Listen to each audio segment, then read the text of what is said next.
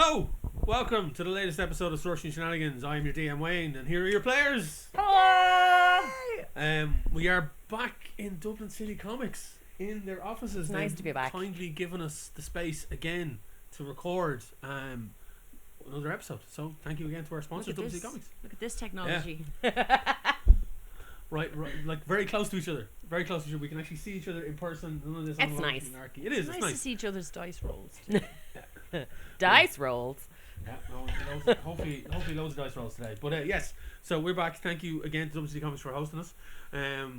We are just going to jump straight into it. We have our sponsors, Dempsey City Comics and Hasbro Pulse, to announce the winners of their giveaway prizes. Hasbro Pulse can't sponsor for this episode because the prize didn't arrive in time, thanks to Christmas. So Seek. they will be back as a sponsor for the next episode, but we still have the giveaway of the Xanathar Golden Archive figure to announce at the break, and also the surprise giveaway from Dublin City Comics. Doc has given me a very excellent D&D comic book tome that the title escapes me, but I will have it at the break and we can show it off, and that's going to be the giveaway prize for the last episode. And I also need to talk to Doc about the giveaway prize for this episode, so we will do all of that on the break, and then we'll have all of that for you after the break. So without further ado, we're going to jump straight into the game. Where we last left off, the players had delved into the mind of Captain Ming Na to try and release her from Shar's iron grip on her psyche. They had travelled through this desolate kind of townscape and found Ming Na as a child in a tower with a spectral form or some kind of avatar of Shar in kind of overtaking her body. Sharvatar, if you will. Sharvatar. We're straight in. I let that one go. That one failed the QA check. We know you're better than me. So the Sharvatar, that's it now. The Sharvatar was basically hoarding this version of Ming Na to herself and was telling the players that they were never going to get her back, and she loomed over the two extra NPCs that didn't actually introduce themselves in the last session. They were busy. They were busy. We make up on the DM for not giving their names. I have their names now, and their character sheets. And they accompanied you into this mindscape to give you a bit of support. One of them being a dragonborn paladin with a bright bluish flaming sword, and a drow. I don't know if they told you what class they were. If they actually do that in the world of D&D, go, oh, by the way, I'm a rogue. I'm a sorcerer. Well, there was healer robes on someone at some point, but they were kind of sartorially telling us who they were. When they got on the ship, I was like, they're healers. It was kind of very obvious, but this one, they're magic. They're magic-ish, with a bit of whatever. But anyway, so we start this session where you are all facing this large spectral form. The arcane tattooed for a childish form of Ming Na floating in the air with this spectral form around her.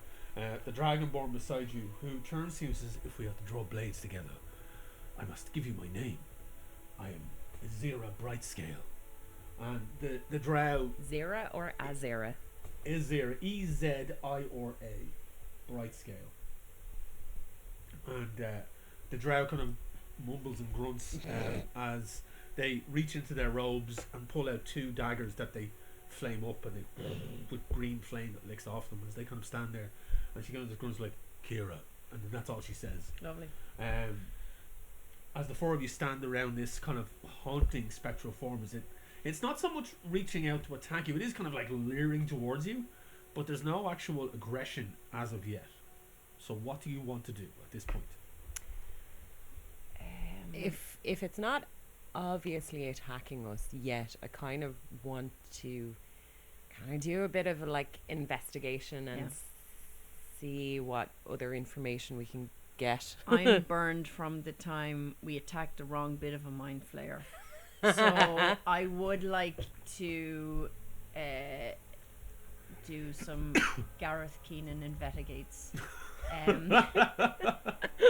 I'm never going to say investigation the same way again. I would like to see if we can assess any weaknesses or any ins without going in chopping because Gray was kind of like at the old last time and was going in, but this is magic and we should probably figure out. So do you want to? You're trying to discern something arcane, or are you just trying to investigate? I'm gonna do an Arcana check.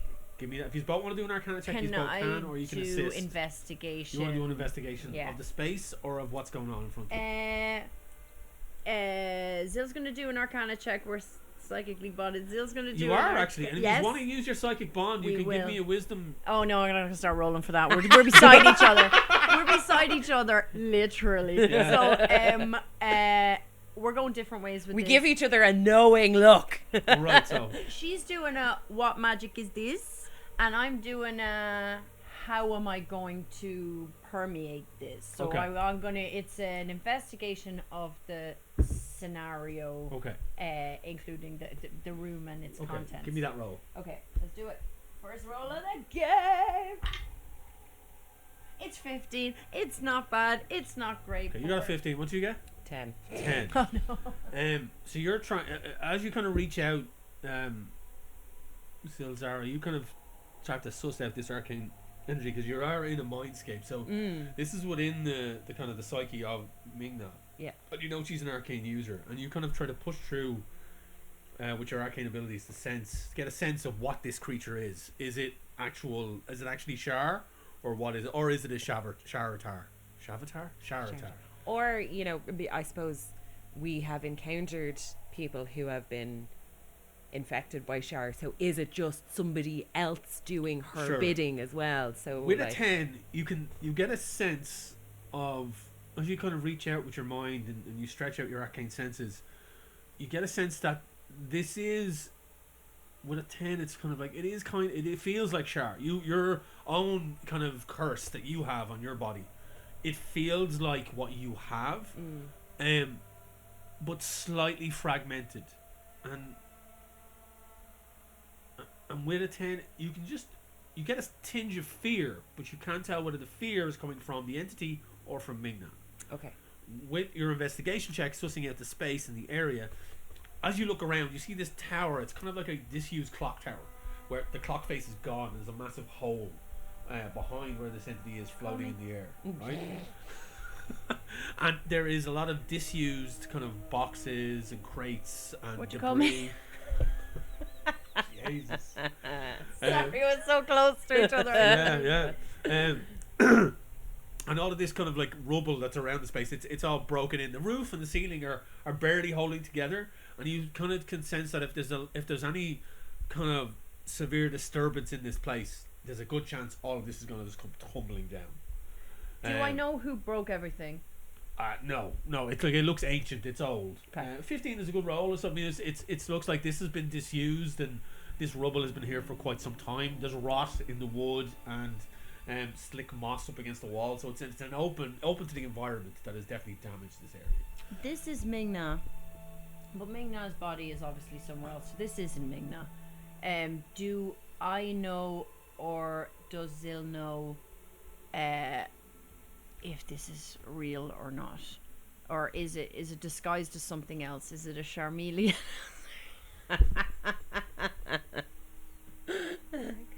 Oh my god.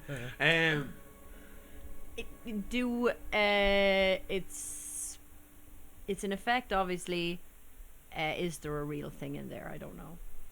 Well, what is real when we're in somebody's mind? Yeah, that's the thing. Yeah. You can like, obviously it's as real as anything. You're in a mindscape. It's like, so it's a representation of Ming Na as a child that is now infected with whatever this is.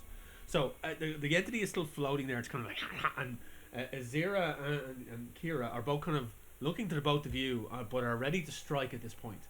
And Azira is kind of turns and goes, "We're kind of at a stalemate here. Do we want to try and communicate? Do we want to attack? I am ready to go, and I will back you up, whatever play it is. But again, essentially, we are here to rescue." Yeah. Okay. Let's have a look. If I'm standing there while I go through my spells slowly. And like the creature floats in front of you, and it seems to be all sussing you all out. And after a while, you start to feel a kind of the arcane energy in the space starts to hum. I need you all to make a wisdom saving throw, please. And we'll make one for the other two. Who is you? 16. 13. 16, 13. You feel like there's something start to try and push through and intrude into your minds, and you both push it off, as do the other two. They kind of like, as if this entity was trying to reach out and suss you out. And you can feel from pushing it back, that's what it was, like a probing effect. But as it does this, and you do resist the energy, your arcane symbols start to flare, and there's a slight flash of pain. Both of you take 1 point of psychic damage. I rolled shite on that one. As it's like, be gone from this place. You are not welcome. And it kind of starts swirling and moving around, and you see the child inside the spectral form is jostling a bit, but her head is kind of still back, her hair floating as if underwater. What is it you wish to do at this point? I'm gonna hit it with a cantrip Okay. of chill touch. Is that... I'm gonna rename that chill touch. Yeah.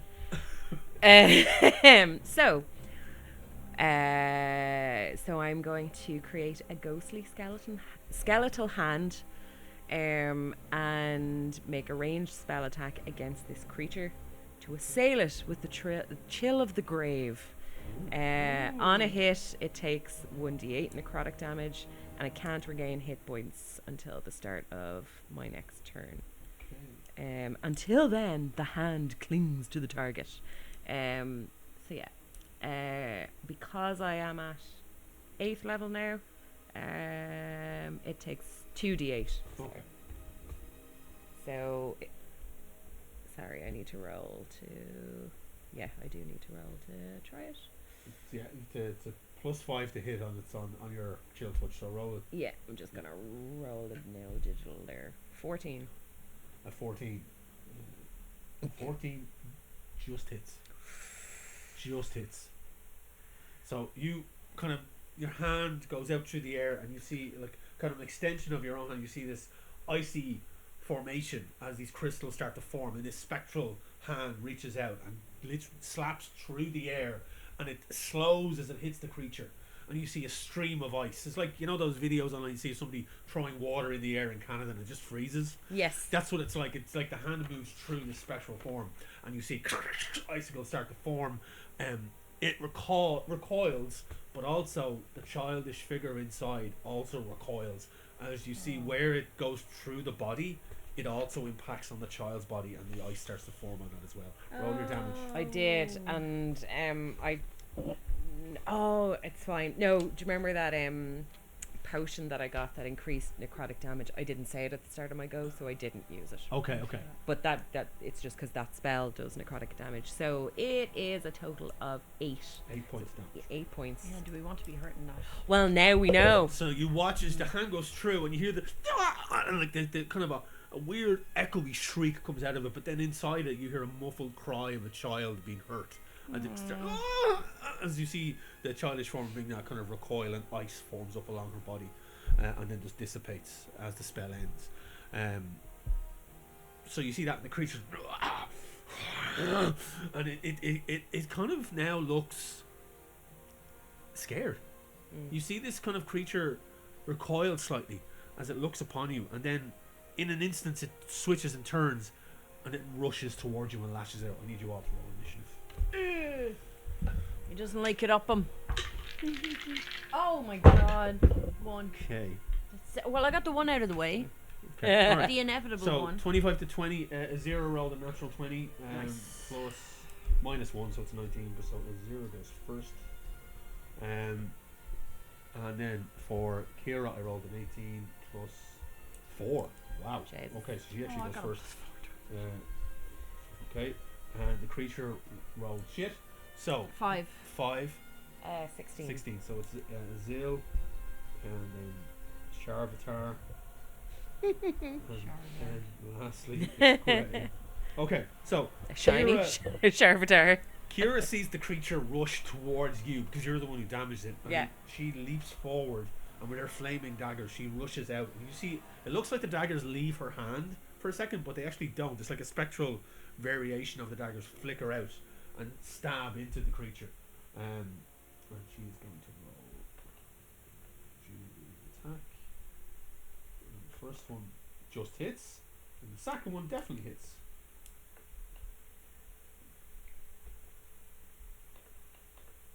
Damage is shite. But you watch these green flickering flamed daggers shoot outwards and impact into the creature as it rushes towards you, and it's similar, like the green flame licks up around it and it seems to mix inside the form, but again the child is like burnt with it. It's like as she kind of recoils backwards and is like buffered inside the creature, as it takes 10 points damage. And you see part of the smoke starts to kind of wisp away. I need you both to make a wisdom saving throw again, please. As you're two, you're gonna succeed. 16. You both again feel that hand reach out as if it's trying to intrude into your mind, and you did save, but you both take 4 points of psychic damage for the actual push of the intrusion, but you now sense utter fear.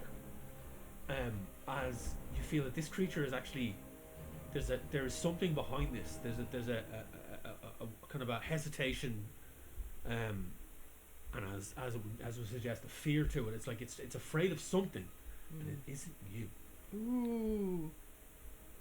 Okay. Who's next? So that is Kira's go. It's Azira's go. She kind of steps back, and seeing this as the child is hurt, she's like, should we be doing this? Should we be attacking the child? It's obviously Ming Na, so we're here to rescue her. We should be. And she kind of looks confused because as a paladin, she wants to do right. She wants to do the right things here, so she's not. She's like, I'm hesitant to attack, but I will follow your lead. And she's gonna hold her action. Right. Hold her action. So she brings up her blade, the blue flames licking off it, illuminating the space around. And she looks like she's ready to attack, but she's holding her action, waiting for one of you to. So she give did her the guide. paladin move of extreme sanctimony. I like it. Ooh, okay. Who's on first? That's next? the end of Azira's now Zilzara. Okay. I'm Zil already took an action. Oh, that was to start the whole thing off. Yeah, sorry, I thought Kira and Azira got in before me. But They did, yeah. Oh yeah, holding her action. I'm gonna look at Grey and be like, are we 100% sure that Kitty Ming Na here, who appears to be being hurt by these, that it's not some sort of illusion that they've put in front of us so that we stop? She's very suspicious, Elzil. Yeah, I'm gonna try. I mean, there's a chance, but I'm gonna try not to hurt the child. Let me just see. Ooh.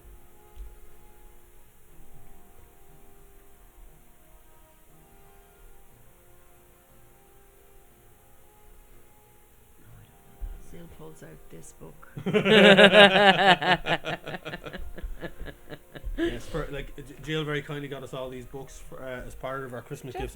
Just little And I notebooks. got these ones here. It says, I don't know if you can read that on the camera, but it says, my list of things my wife was right about. So, yeah. It's currently blank, It's but it currently will blank. be very long. I'm more than very likely soon. Arian's going to get a hold of it tonight and be like, well, let me tell you. Get her quill out. Yeah. I'm trying to think of Gentle potentially things which you don't have. No. Ooh, computer says no. Zil is actually giving some consideration to, instead of going in spells blazing, and not giving a fuck about who she hurts, because that's how she rolls. You know, she obviously cares about Ming Na, so initially she's like, oh well, whatever we've done to this baddie certainly appears to have had an impact on child Ming Na. How can I cast a spell that could potentially hold this entity as opposed to doing more damage but also she's kind of like, well, if we do more damage, is the damage to the kid like Sounds like my go. I love a it. temporary thing, It's or the influence you're having on Zilzara. Oh no! She's questioning You her introduced actions. nuance. Oh my Yeah. God. I think she's possibly going to go down the route of something like Rhymes binding ice or something to kind of bind the creature. I'm gonna cast it at. I'm not gonna go full cold bitch. I'm gonna cast it at second level. So a burst of cold energy emanates from you in a 30-foot cone. Each creature in the area must make a Constitution saving throw. On a fail save, a creature takes 3d8 cold damage and is hindered by ice formations for 1 minute, or until another creature within reach uses its action to break away the ice.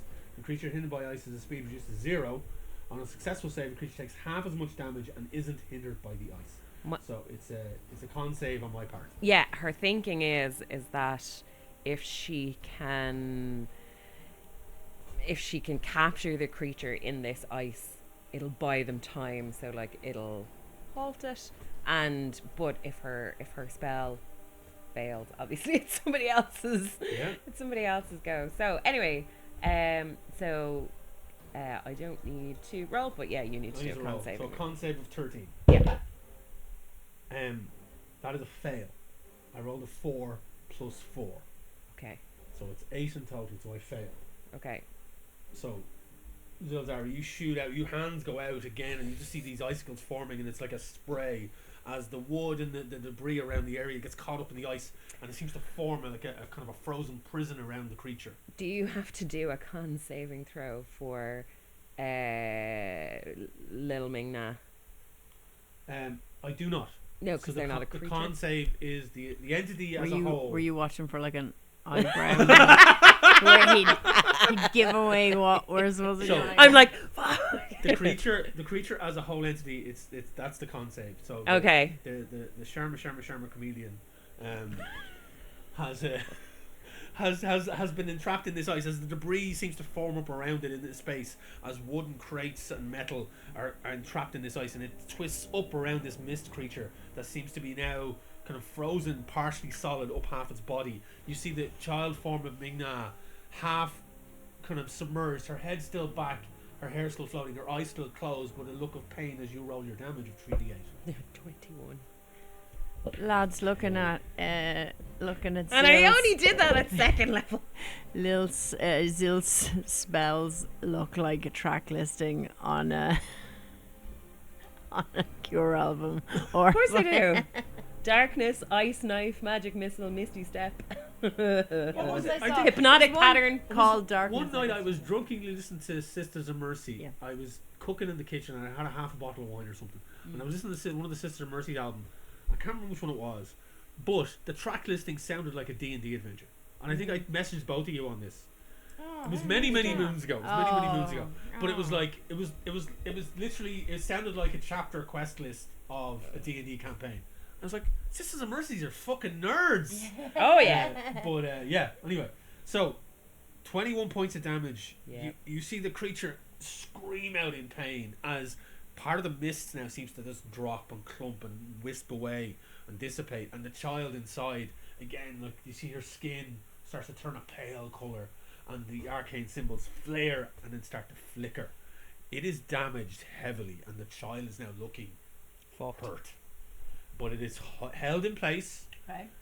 And then there is a pulse of, again, you feel that itch at the back of your mind, and there's a pulse of arcane energy. Give me a wisdom saving throw, please. It was definitely First, Last and Always was the album. Was it? Well, I was like, I'm pretty sure it's that album, and then I had a look at the track listing, and it starts with Black Planet, Walk Away, No Time to Cry, A Rock in a Hard Place, First, Last and Possession, Nile One, and Amphetamine Logic. So And I yeah. think even the lyrics of the songs as well were like, you know, Oh, sorry, wisdom saving. wisdom Sorry. saving throw. I rolled a 4. A 4.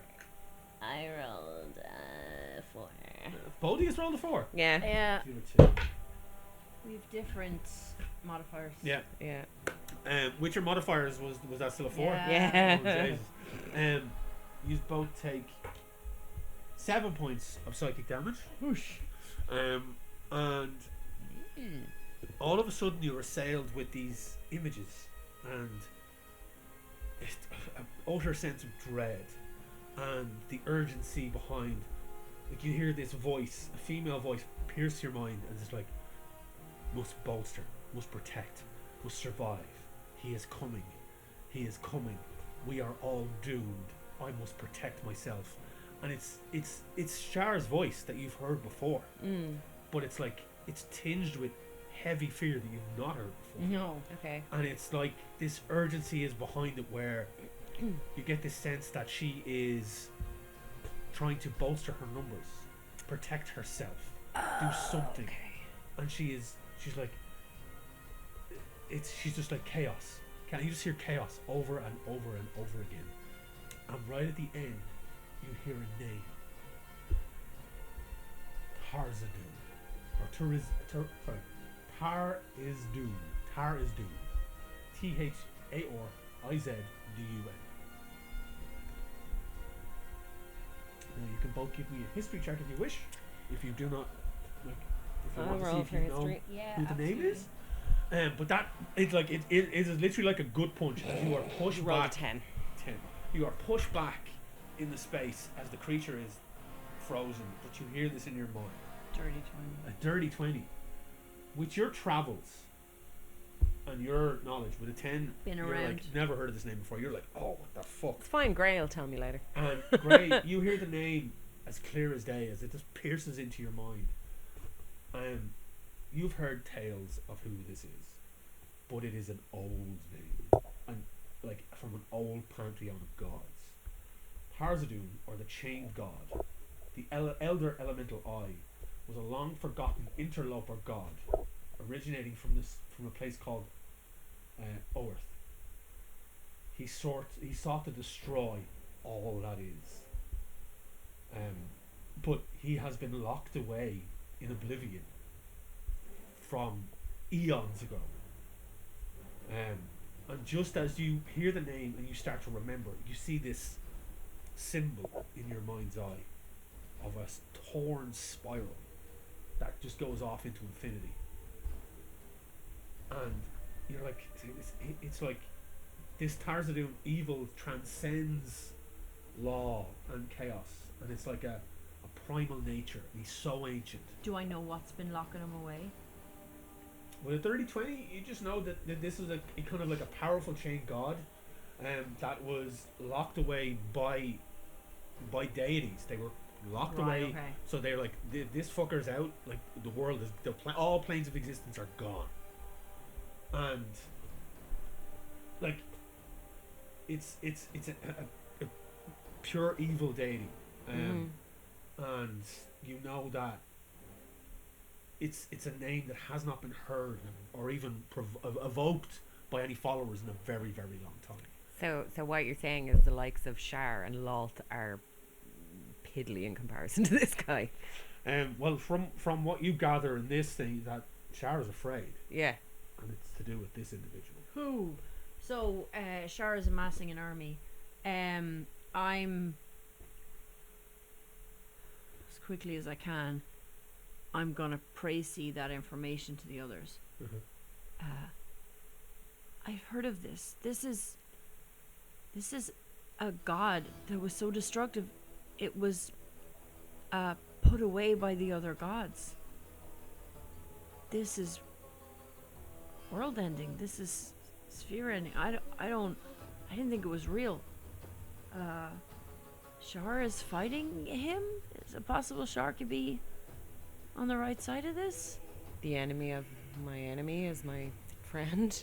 So maybe she's not necessarily on the right side, but she could be temporarily on our side. We could. I mean, if it's the right thing to do, we could help her. But this isn't what she's doing to Ming Na isn't gonna help her cause. Ming Na can't help her in this state. I think we have to end this situation first. Absolutely, we need her to release Ming Na. But how do we get her to do that? Can you talk to her? My goal's coming up. I got an idea. So it's it's the creature's go now. But I'm looking at this spell. I failed the con save, so I don't think I can actually break out of this thing. That would be helpful. So a creature is hindered as a successful save. Creature takes half. Blah blah blah. But it doesn't say that it's basically I'm hindered for 1 minute or until another creature within reach of it uses an action to break away the ice. So I'm stuck inside this thing. Yep. This creature can't move, but it can do something else, as in perform a spell, so on and so forth. So it's a Shar hinder. I've completed the set. We're done now. Oh my god. Finished. So it can't move, but it can still has an action. It can still do something. So as that psychic energy rushes out, while you're explaining this to the group, you watch as the creature turns, and in desperation you see the fear in its eyes, and it just reaches up and it grabs the ceiling because it's that tall, and you see a pulse of black energy as it just as there's like, it looks like you think it's like something like an eldritch blast, but you can't tell, as this pulse of black liquid pushes outwards and it starts to pull the ceiling down on top of everyone. I need you all to make dexterity saving throws. Oh, come on, Kitty the cat, don't fail me now. It's I got a 21. Ooh, I got a whatever those two are added together. Give me a second. 13. 13. It's with a +6. Okay, I'm looking Is at a plus 6 on deck. the D8s. Baby, I'm a cat. Oh, natural 20 for no, that's actually a natural 1. Ooh. And okay, this is bad for the other two. Oh dear. Oh no, Oh, our bros. Kira and Azira. Dex is plus Are they gonna 7. end up Kira- like that guy in a so war Kira got movie with the big Kira got a introduction? 13. Azira got a natural 1, so that's a fail. I'm in my, by the way, in my head canon, Kira is basically Kira Nerys, only she's a dragon. Yep. Oh, in my head, Kira is Kira, the Twitter account that once said, "What if men could breastfeed but use their cocks?" Beautiful. Wow, we're going everywhere in this episode. My favorite Jesus. deleted tweet. It was deleted pretty fast, but it went right up there for people in their hearts and minds. So, Yes, you had that thought and you shared it. You got a 20 something, didn't 21. you? You take half the damage. So so full damage is 29 points of bludgeoning damage. Halved is, what's that? So it's 14. Okay. All right. What's 14 and a half, but 14. I got Round it down. Okay. 13. You just saved. You've just saved. The DC was 12. So you take half damage. Okay. So that's 14 points of damage. Azira takes the full 29 points of damage as Whoa. the large beam from the ceiling collides into her. Dragons are pretty light, aren't they? No, that's Azira. Oh, the, is the Dragonborn. Okay, okay. Kira rolled a 13 as well, but she takes 14 points of damage. Damage to her. As large, you manage to duck out of the way and dive and dodge, but you're still hit with lumps of debris. Large chunk of debris crashes down into the ice, breaking the creature free. As it then pulls itself up onto the hole in the ceiling and clambers out onto the roof, and it's gone up and it's now out of sight. You can't see where it's gone. But there's now debris all around. You're all on the ground. You're picking yourselves up. Zira is trapped under a beam after taking full damage. Kira has managed to duck out of the side. So he's all took half damage apart from the Zira, and the creature's now disappeared up into the ceiling as the ice has been broken by falling debris from the ceiling. Right, it's me now. It's now integrate. Right, I'm gonna try something.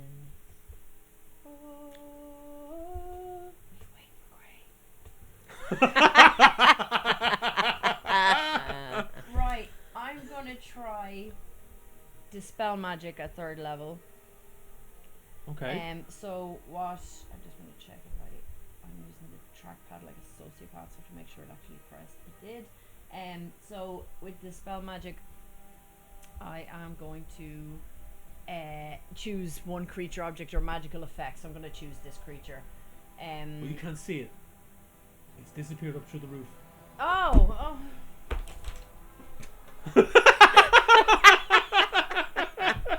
That was such a toddler's reaction. Oh yeah.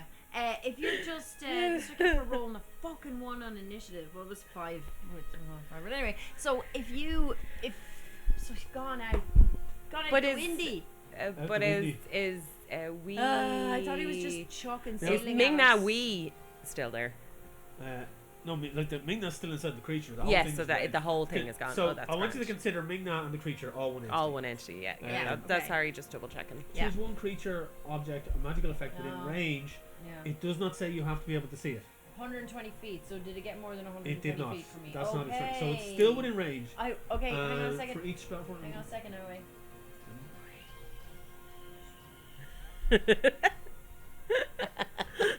So what is it you're trying to do? By the way, I just rewound my reaction. Okay. What is it you're trying to do with the I spell am magic? trying to free Ming Na, even though she's not real. I'm trying to lessen this creature's ability to hold Ming Na's mind. That's my idea. But And the idea being that spoken truly like somebody who doesn't know what this thing is. I don't. so as opposed to damaging the creature, you're just trying trying to to dissipate their magic. Yes, trying to make So them the less spell good at magic, magic. will only work, and this is just me throwing you a bone here, I could make you just fizzle this out, but the spell magic will only work if there's actually a spell or magical effect on the creature, And it's which there not. currently isn't. It's well. I'm just, Yeah, because I'm we're taking it for in a granted. space where nothing Yeah, exists. I take it for granted that Grey would know what this spell does. It would only. Gray wasn't cleverer than me. So any spell of 3rd level or lower on the target ends, but there is no currently any spell on that creature.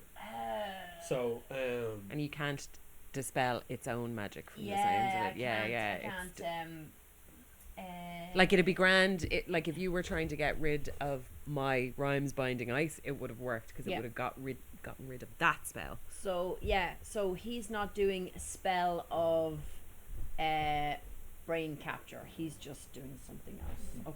Okay. So okay. Good thing I waited all that time to feel so badly.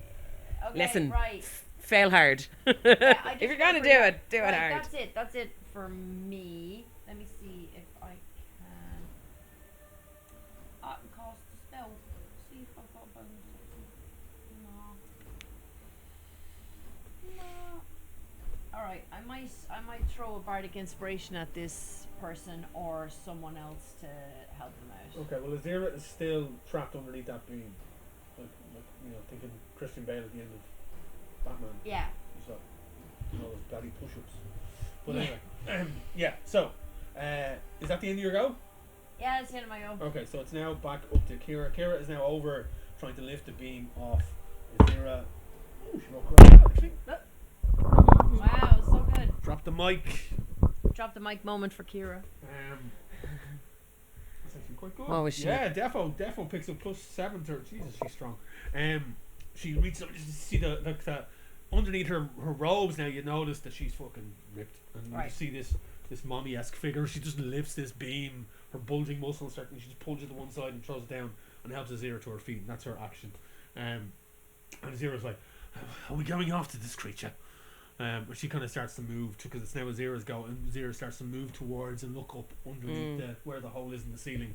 And there is, like, as you look, you can see that a lot of debris has fallen, and it's not so much that there's now a staircase or anything, but there are clumps of debris that you could probably leap up onto to get you up onto the ceiling space. That's the Azira's going to look over, and you see her start to motion and move up, looking to see what she's want to do at this point. As she kind of moves up towards the hole in the ceiling, it's now into Zilzara. I can. Oh, I can use my bonus action first. I can see up the hole, Yeah. and I can. Phrasing. You're not I doing can crazy see. now? I can see a vantage point I could misty step to. Yeah, of course. Yeah. Boom. Gonna use my bonus action first and misty avoid that climbing nonsense like a jump. And misty step up onto the roof. You bamf thunder. up, and you're like Yeah. on the roof straight away. And about now at this point, about 30 feet away from you, you see the large spectral form. Still shards of ice falling off it as it like clumps of ice that are skidding down the tiles of the roof as it's clambering across the rooftops 30 feet away from you. As you see it just shifting, and you see the body of Ming Na inside. And you notice, actually give me a perception check real quick. Again, I'm like, because because we've ruined it and called it a Sharvatar and a Charmeleon. In my head, it's like this ghostly. Oh, do you remember the chameleon monster from Monsters Inc? Yeah. That. Oh, Steve him. Buscemi. Yes. Yeah. So it's Steve Buscemi across a rooftop. Yeah. Only slightly wispier looking and goes. Yeah. I rolled a 5 on perception. 5. Yeah. You can just barely make out the kind of the form of Ming Na inside the body of this Random. creature, as it's now 30 feet away from you. You still have your action. Is there anything you want to do? I'm gonna yell at it, Okay. and I'm gonna yell Shar and see what reaction I get out of it. Wait, and see if it stops and waits. Keeps going. Keep going. Okay. Okay. Then worth a try. If it's cop, it has to tell you. Is there anything else you want to do? I won't say that the shouting is your action. You can still do something else if you want.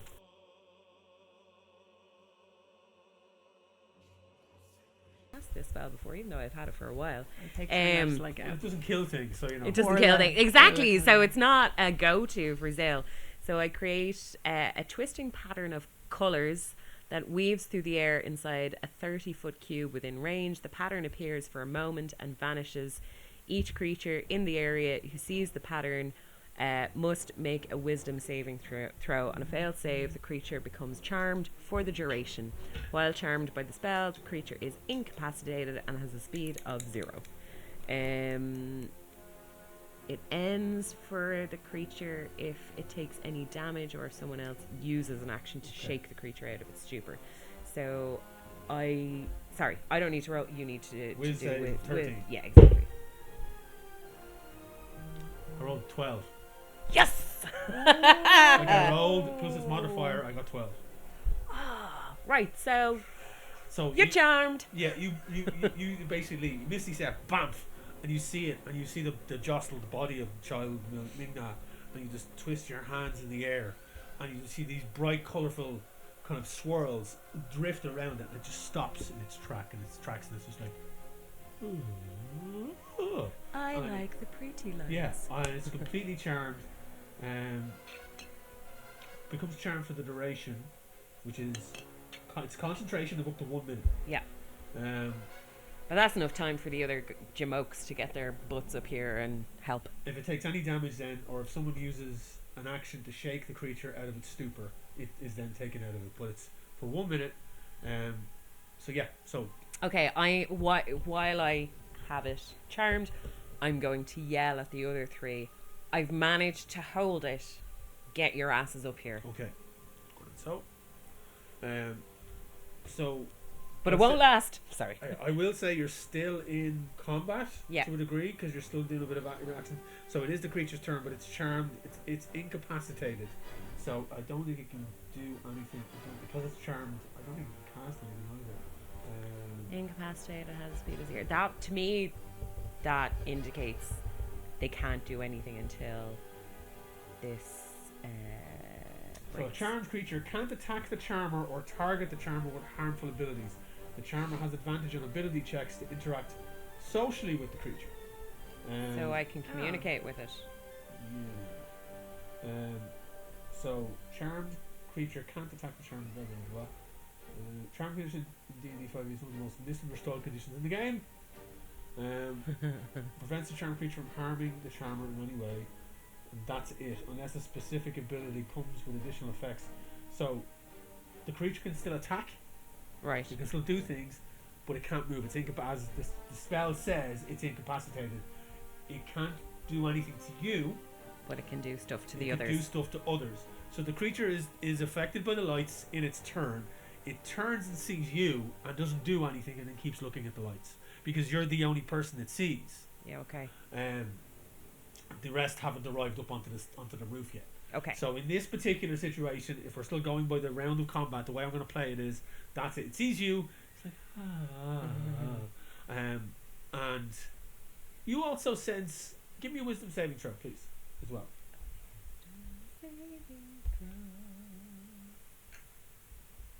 12. 12. You get an idea that the creature, while that essence of fear is still there, when it sees you, it's less afraid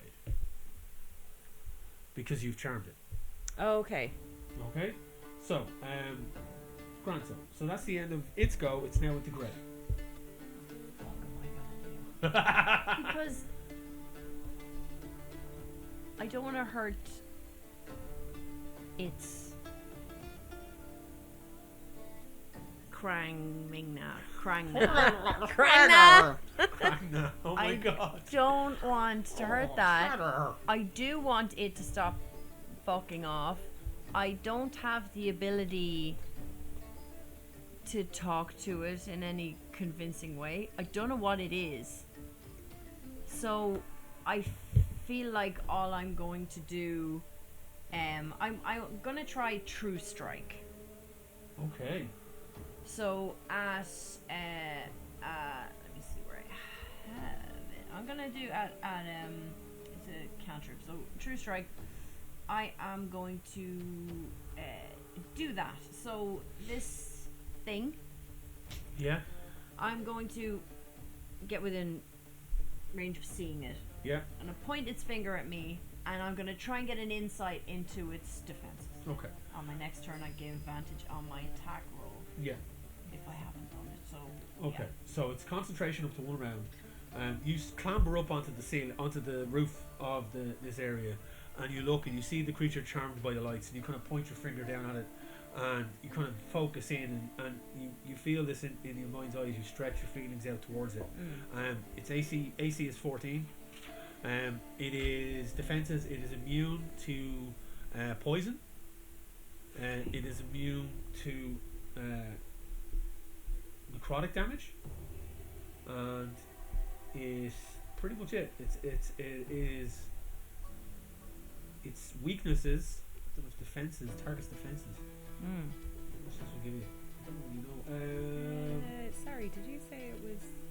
Did you just say it was immune to necrotic damage? Yeah, but you hit it with ice damage, didn't you? No, chill touch is necrotic. Is it? Yeah, I told you that. Oh, Why are you grasping yourself up like that? I know, imagine ratting on yourself like that. Ratting on yourself like I that. should have clocked that. I thought it was ice damage. To be fair, Teacher, you forgot to give us homework. to be fair, a lot of Zill's spells It's either are ice- deliberately yeah. ice, but there's a little bit, and there's the odd necrotic one in there. How did I miss that? And it's called chill touch as well, so it's a reasonable assumption to think it was. Wizards of the Coast. Fuck's sake. Hey man. It's the chill of the grave. It's a necromancy cantrip. Yeah. So Yeah, man, it is doesn't sound necrotic, too so chill it's to me, immune man. that, so it wouldn't have taken that damage. Well, it was fucking 21 damage at the time, so you're not taking it back. No, that was joking. that was the No, you ice. only did a tiny bit of That it. was the Rhymes Binding That was Ice, the Rhymes yeah. Binding Ice, which was. Yeah. You only got like ice 2 damage. points off. So it with that. 8 points of damage is what it caused. So You're right, yeah. So it is still you can looking pretty fucking hurt though, considering 21 and 10 for what this entity is. You don't know what its hit points are. I don't know whether True Sight will give you that. what it'd give me that. Well, it doesn't. It doesn't say it on the spell. It says defenses. Yeah. It is immune to those 2 types of damage, and it is weak against radiant. Okay. Okay. So, that is what you get. That is the end of your go. And I get advantage on the next You one. get advantage on the next hit. Kira rushes up, and she rushes forward, and she looks back. Her blades in her hand, her robe is flickering, and she kind of looks, and she's like, "Are we attacking? What are we doing?" And she kind of rushes as if to go forward to rush towards it, and she sees it trapped. "I do not want to hurt the child." I'm gonna tell Kira what I know. About it. Yeah.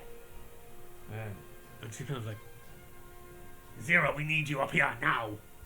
Zira kind of clambers, her going next, she clambers up on top of the roof and moves forward, and like she kind of, are you imparting on her what you know about like the damage and what it takes and stuff? Yeah. And- Well, okay. Yeah, I suppose. Well, I'm going to say as well to them, I have it held, but if you attack, you risk uncharming this creature. So we need to consider our next steps. Okay. So Zira steps forward because she puts the blade away, and she's like, "I am hoping this will work." And she reaches out and she casts sleep. Does she have a bottle of Nighty Night Snooze in her satchel? Night Owl, bottle of Night Owl. She scoops a bottle of Night Owl. And some cow paw at the child as well. Banana skins in hot water, according to Jerry.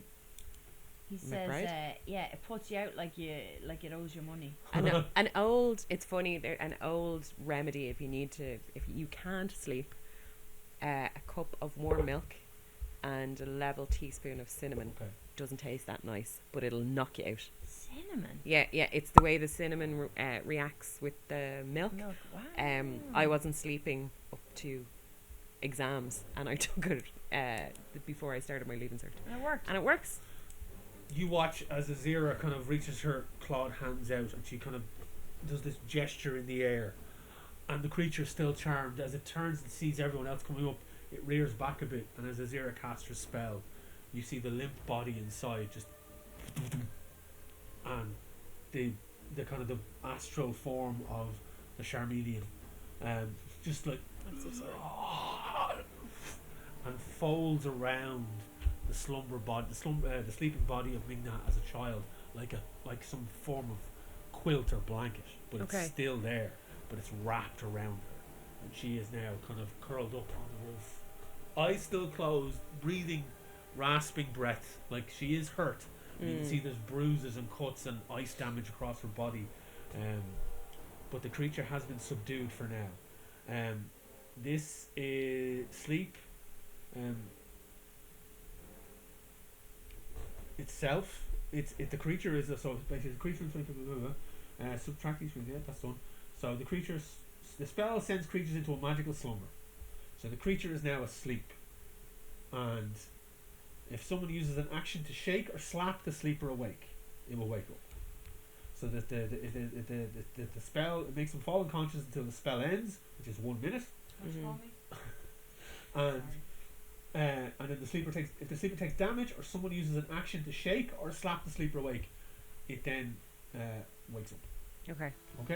So you now see the body is now slumped on the thing, and it has this creature has kind of changed into some form of thing that's around the body of Ming Na, but it is subdued for now. What do you want to do?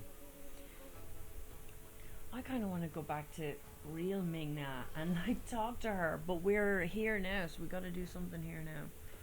Can I roll an Arcana check and see, can we separate Ming Na from the entity, from its little pig in a blanket state, and while it's asleep, is there any way we can separate them? Okay, roll me an Arcana check. Can I roll medicine for the same thing? Fuck. You can, 11. If you want to do another Arcana check, you can. Medicine wouldn't really do much in this situation because it's not real. Yeah. So I rolled an 11. Why don't you hold me up? 12. We're really killing it today, aren't we? Both of these kind of stand over the slumbering child, and Azira and Kira are standing behind you, and they're kind of looking at you as you kind of try to suss out. And as your hands go out to kind of maybe jostle a bit, your tattoos flare on both of you, and the child's tattoos flare as well. You feel that if you try and you get the sense, both of you together kind of look at each other, and you get the sense that if you maybe try and reach out with your mind linked ability, you might be able to talk to Ming Na directly. With that roll, that's all you can get from that. Okay. And we each said, okay.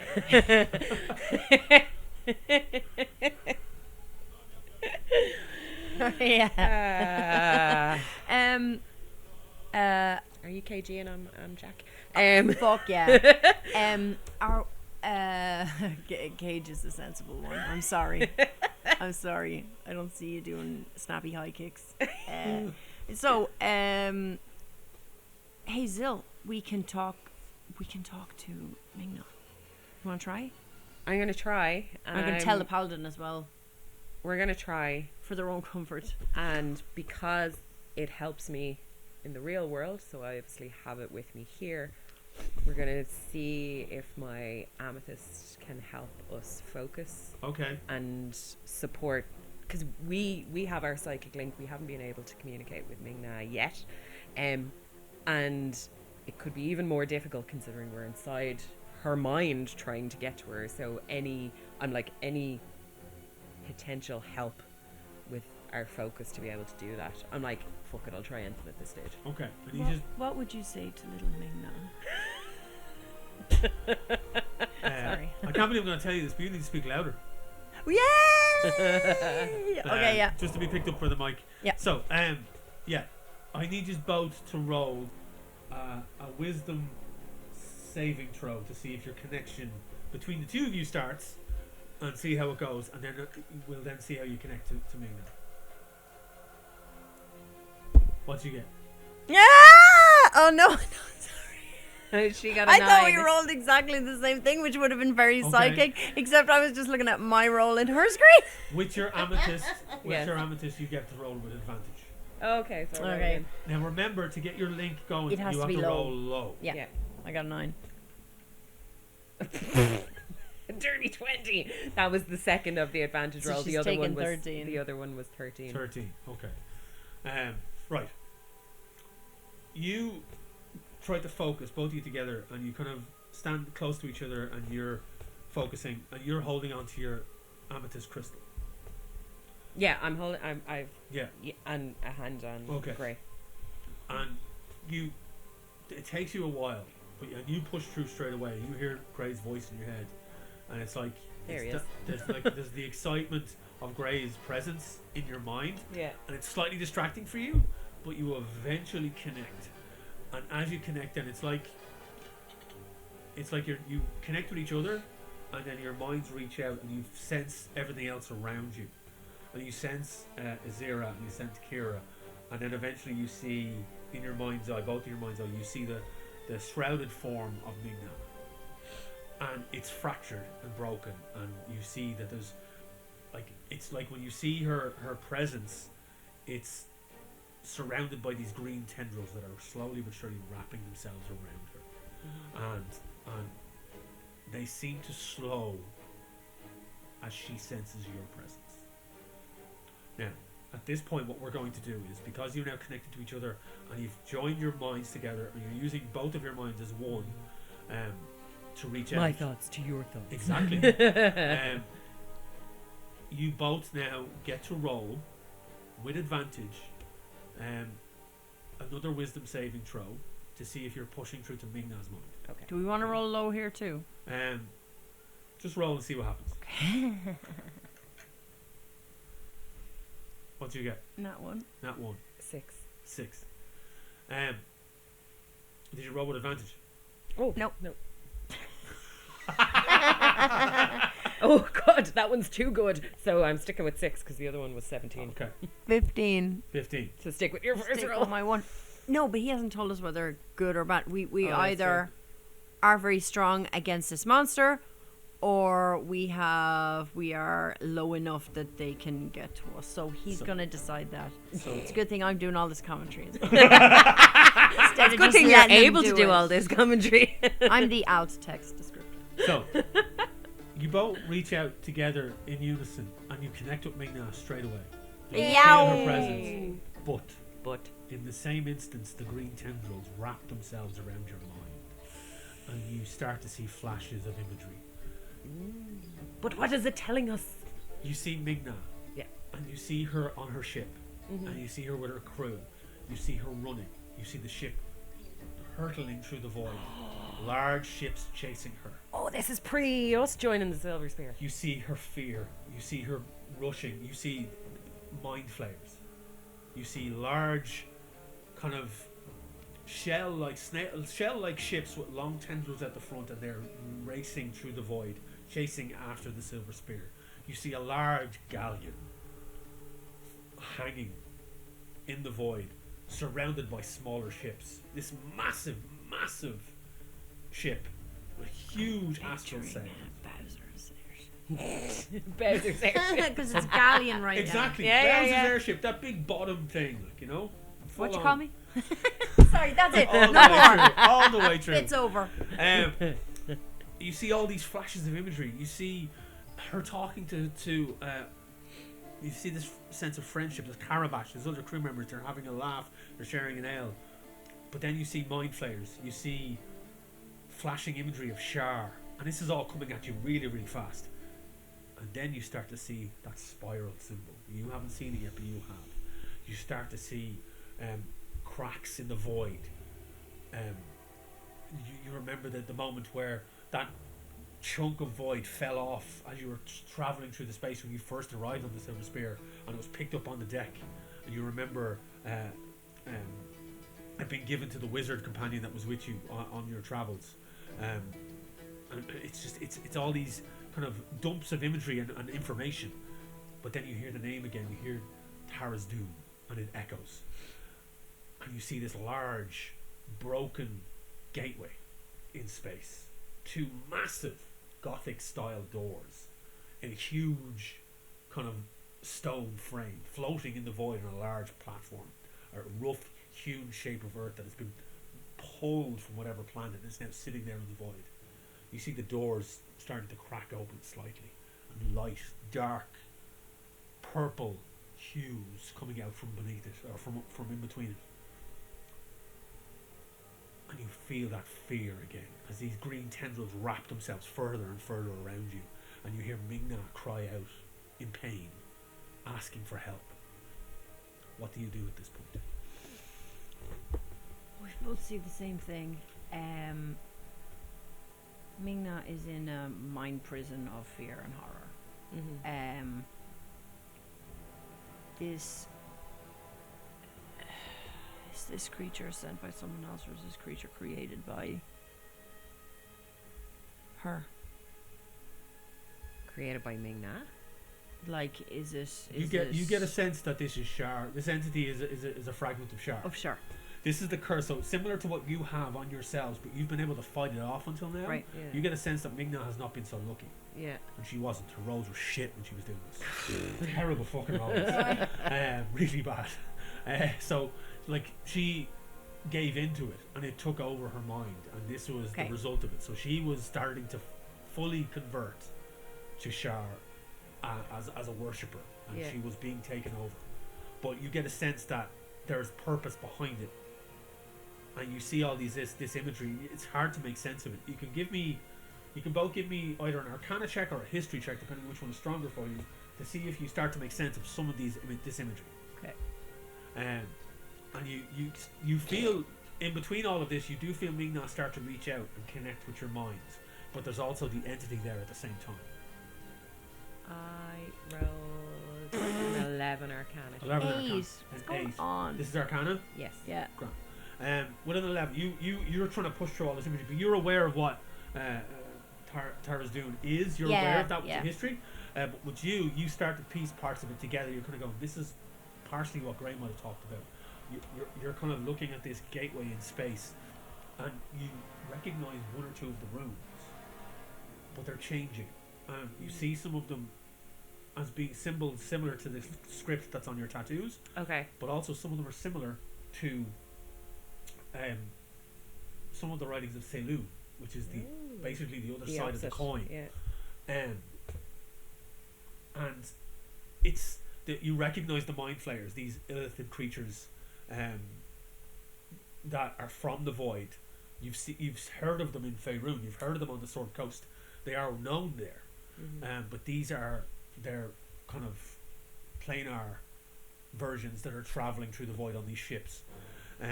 Nautiloids is what they're called. And you remember how you first met Ming Na, how it was a case of she was running from them. They were sent to capture her, and her friend eventually became a mind flayer and was turned. Yeah. And all of this is kind of, while a lot of it's alien, like the stuff with all the different ships, the galleon, the massive galleon in space, you're kind of, what the fuck is this? You kind of get the idea that as it keeps flashing back and forth to that giant gateway in space and the void, and then you see other flashes, and you see this as well, Gray, as it continues to push through your mind of a temple of Shar, a temple of Saloon, and they flash between each other, back and forth, back and forth, back and forth. I need you both to make another wisdom saving throw for me, please. Okay.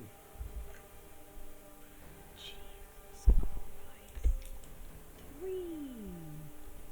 Okay. 22. 22. Zilzara, you push through and you connect straight away with Ming Na. She is there. You see her in your mind. You're still struggling with the imagery. It's only 22 because of her modifier, obviously. But she should... Speak up. Should she call that a nat 20? Because it makes a difference, doesn't it? Well, Well, yeah. it is. If It's you nat rolled 20. a 19 with a 3 modifier and got 22, I'd say 22. But if I rolled a nat 20, I would say nat 20. Did you roll on that 20? I She did, did. yeah. Oh, Sorry, okay. it was 22, Because but it was it a has- natural 20 plus my modifier. Okay. So Yeah. Nat 20, you push See, push it's all of special. this kind of assault of information on your mind clear, and it's suddenly clear as you grip tighter to the amethyst. It glows in your hand, and your mind is clear, and you push right through, and Ming Na is right in front of you. Get her! You see her right in front of you, and she's just there looking at you, and there's a look of surprise and shock on her face, and it is adult Ming Na. It's not the child Okay. anymore. It's adult Ming Na. And she's like looking at you directly. You're still trying to like. You're Yeah. scrolling through the social media feed. It's like it's Yeah. too much information. Yeah. I just, it's fine because Zill's on the case and she's going to know exactly what to say Is she though? comfort another being. I think she's going to nail it. And Ming Na's she starts to slowly reach her hand out towards you, and you just see these green tendrils start to form behind her, and then the large form head with that kind of half sun, black sun symbol and face and visage starts to loom up in the distance, and also reach out towards Ming Na as she reaches out towards you. And this is what you see. So Shar is rising up behind her Yeah. in this space, but you then see fully adult Ming Na reaching out towards you. What do you do? Okay. Just with that role and being able to connect to Ming Na, has that helped with fully understanding all the flashing images? No. Oh, okay, grant. No. Of course not. That'd be far too easy. I am going to. How fast is my movement? Oh, she's right in front of you. Yeah. Like she's literally like where I am to you now, and she's reaching out towards you. Okay. I am going to grab her hand Okay. and pull her towards me. Okay. So you reach out, grab her hand, and pull. Like grab her almost like let. No, Okay. actually, no. I won't let go of the thing. I'm gonna grab her hand, but like a strong grip, and look at her as if to say, "We got you." Okay. We're gonna do a contested wisdom saving throw here. Okay. You are pulling against Shar. Yes. So I need you to roll, and with your amethyst, again, you're still holding onto it. Yeah. You have advantage. Okay. So I'm going to roll for Shar, and you're going to roll. With advantage With to advantage. saving throws, wisdom You saving throws. pick the highest, yeah.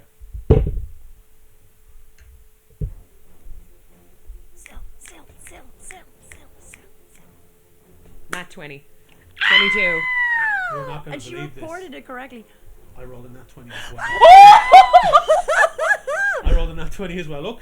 What's right your there, modifier? Right there. Right there. I rolled a nat 20 as well. Yeah. So that's 2 nat 20s. Your modifier is +2. Just looked over the screen. I should be banned. This entity's modifier is also +2.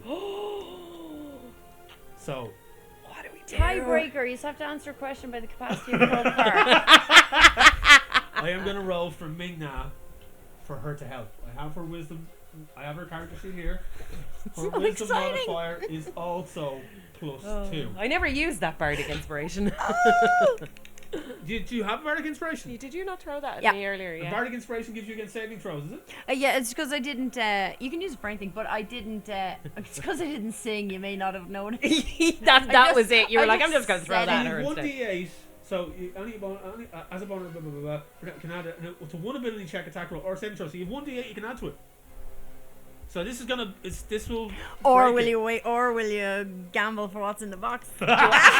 I do obviously have to roll the d8 before. Before, yeah, you can roll the d8 now. Yeah. I'll allow it. But otherwise, I'll be rolling for Ming Na and see what she gets. And if it beats, what did you get? Did you get a 1? It still brings you up to 23. Still beats, yeah. That beats 22. So, because the entity's modifier was 2 and you rolled a nat 20, yours was 2, nat 20, but you also had the modifier of 1. Yeah. So it brings it to 23. So you pull, and just as the entity's hand gets to grab Ming Na by the scruff, you pull her out of the way. And you feel this kind of, again, all of you feel this, it's a pulling sensation at the back of your mind. And you are, and you all wake up in Ming Na's quarters on the ship, and Ming Na is sitting bolt upright in her chair, on the lounge, the chaise lounge that she's on. She's like, and you all bolt upright as well, everyone, all 4 of you. And you're all looking around, and everyone is like standing back, and you see Cruel is there, and Carabash is there, and they're all like, what the fuck? And Ming Na's like breathing extremely heavily, and you see that these kind of the arcane tattoos and tendrils are all pulsing up through her body and up on her neck, and they start to slowly subside, but are not gone completely. Right. They're slowly subsiding. Your arcane tattoos are thrumming, and there's like a dull pain, like caught in your chest. I pissed her off. Just like as you kind of feel like somebody's sitting on your chest. You both take. Yeah, don't kink shame. You both take 2 points of psychic damage. Jesus. Minus 2. What am I at now? I'm going to be at 11. So Ming Na's like, looks around, she's like, what the fuck just happened? And that's when we're going to go to break. Guys, that's nuts. It's nuts. Join us after the break. We'll be doing our giveaway for our Hasbro Pulse prize of the Xanathar Golden Archive action figure, as well as the fantastic surprise prize from Dublin City Comics. Surprise prize. And we'll also have information for their new giveaway for this month's episode. We'll see you in a minute, folks. Take a hand. See you. Me heart. Oh my. Hello, welcome back. We're fed and watered. So now, straight into giveaway time. So we're going to kick off with our Hasbro Pulse giveaway. So thank you to our sponsors, Hasbro Pulse, from the last episode. They will be returning, hopefully, in the next episode of their sponsors, but not for this one.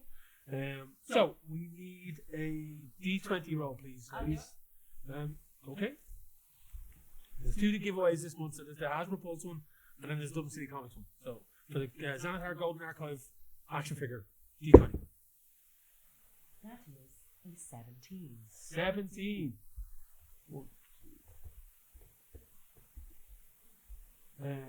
Okay, returning win. I think this is for Greg Aaron. 5434. I think Greg has won stuff off us before. So congratulations to Greg. I think I have your details on file to get this out in the post. It is an Irish postal address, so I'll box it up nice and safe, wrap it up in bubble wrap, and get it out to you. Okay. So thank you again to Hasbro Pulse. Congratulations, Greg. Well done. Our second giveaway from Dublin City Comics. I was over with Doc, right? And I have forgotten the title. It's at home. I have it. It's at home. It's a massive D&D comic book tome. Okay? It's a beautiful black and gold cover with some lovely script on the front of it, but I can't remember the name of it. So I'm going to post a picture of it here now. And this is what you're going to win. Okay? So again, can I get another D20 roll? And if it rolls on Greg again, unfortunately, Greg, because you won the first prize, we're going to move on to the next person if it rolls on 17 again, okay? So 12. 12. Okay, you know? 2, 3, 4, 5.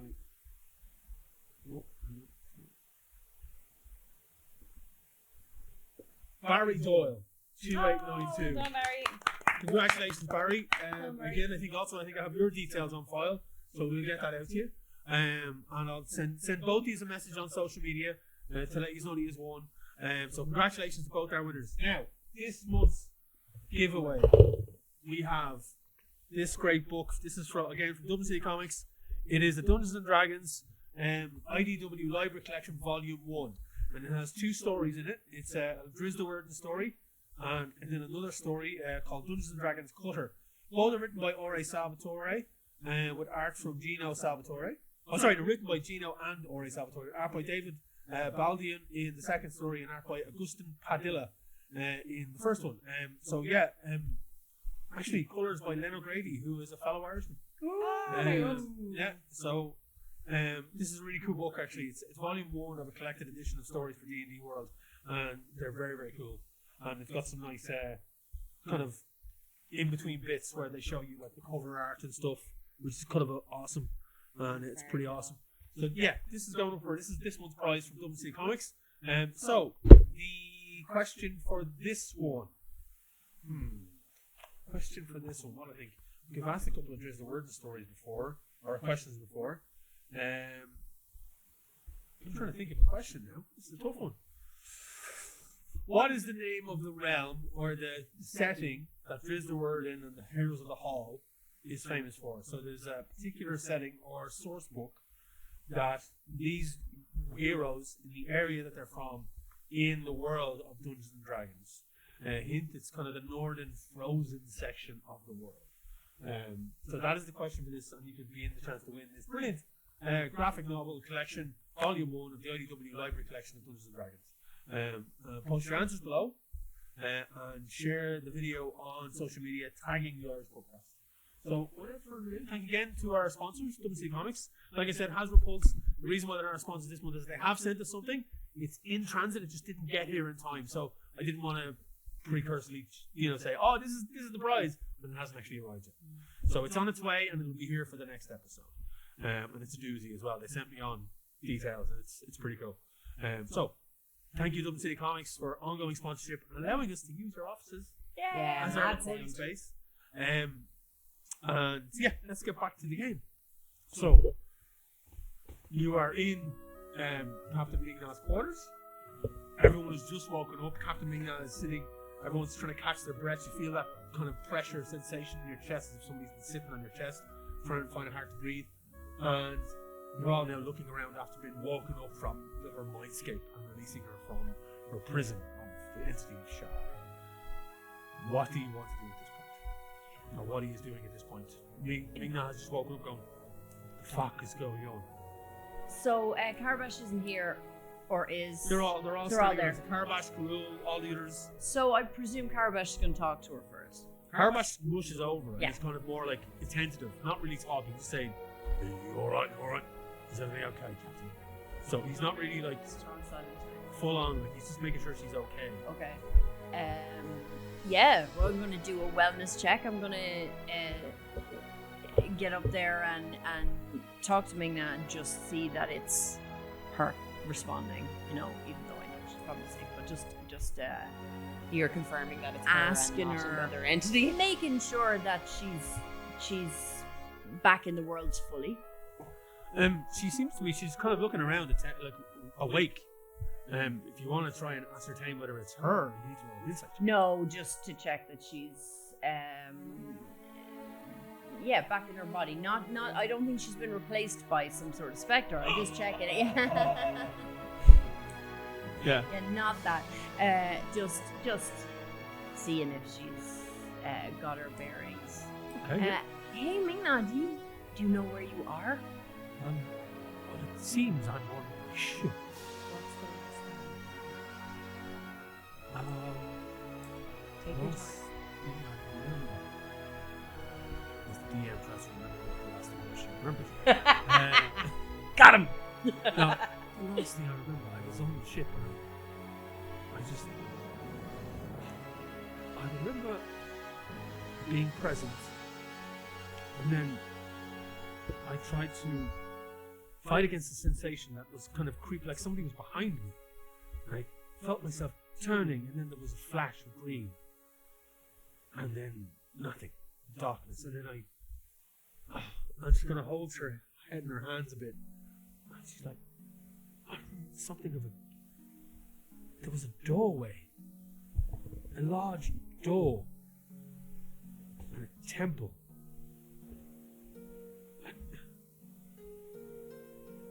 I felt afraid. Then you both were there with me, and then you reached for me. You saved me. How long was I out? It's been a while. I tried not to do it. I tried. No. Oh, we can't not. I was gonna let Carabash come through with the deets on that because Gray's a bit Yeah, wouldn't be the best. I was half expecting Carabash to interject. You have That was been organic. unconscious for some time. Carabash here has been playing a blinder as your acting captain. You'll be pleased to know. I wasn't acting captain. I was just doing my first duty to swear. There's no mutiny here. No, there's no mutiny. Nope. But you stepped up, Carabash, and you were acting captain while Ming Na was incapacitated, which is what's expected of a first mate. And I can say, speaking for myself, but I think Gray would agree, did a good job, man. I mean, for all of his, stoic, quiet, monosyllabic, mostly monosyllabic. He does have his odd outbursts. He's a bit gruff. He does flush a bit. It's a half work to blush.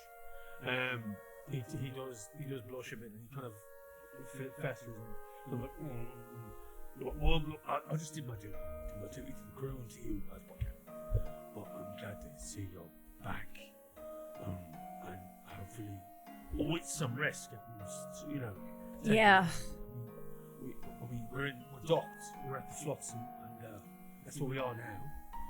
And we're here. So, and she looks around. She sees everyone in the space, and she's like, "Oh, cool, Sarah. I see you brought half the council. Oh, you brought all the council here." She looks around and sees the remaining members of the council kind of in her chambers. Gandalf comes in.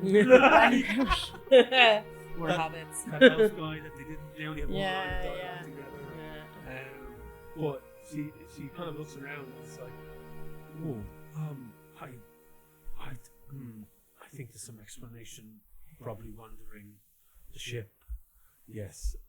Can I interrupt there?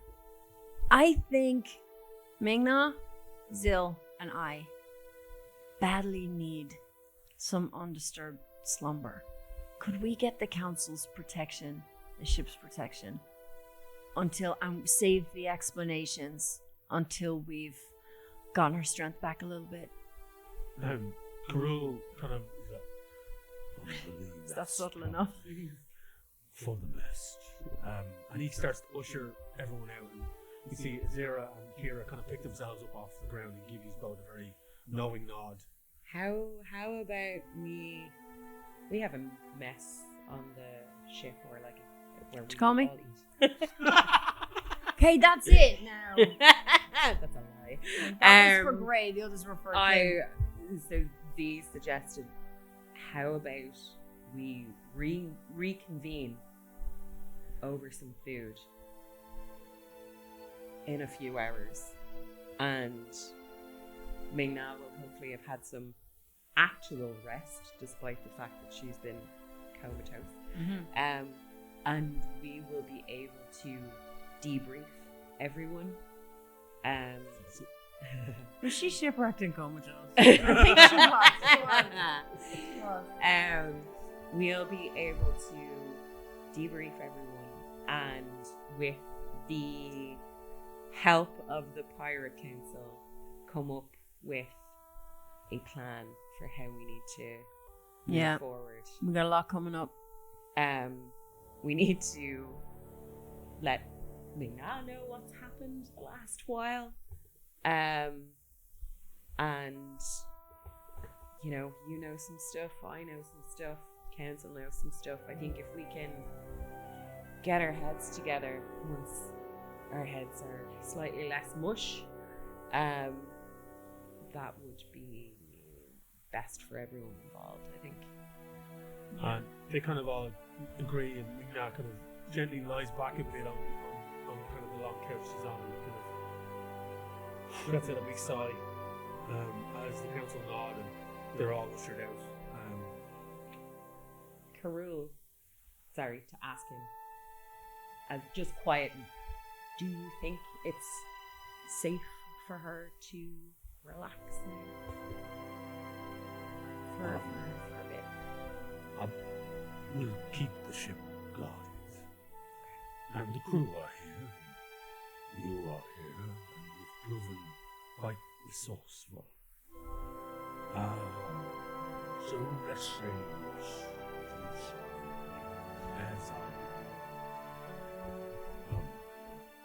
he kind of roughly moves people out, and you see you towering beyond the two other team members of the council give you a curtain nod, and they all make their way out of Ming Na's quarters.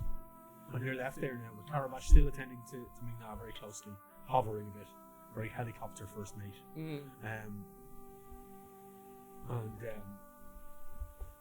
You're kind of. There's also Von Drek is there now in the background. I'm going to suggest to Carabash, I think we should share with the crew that we've had some positive development with our captain.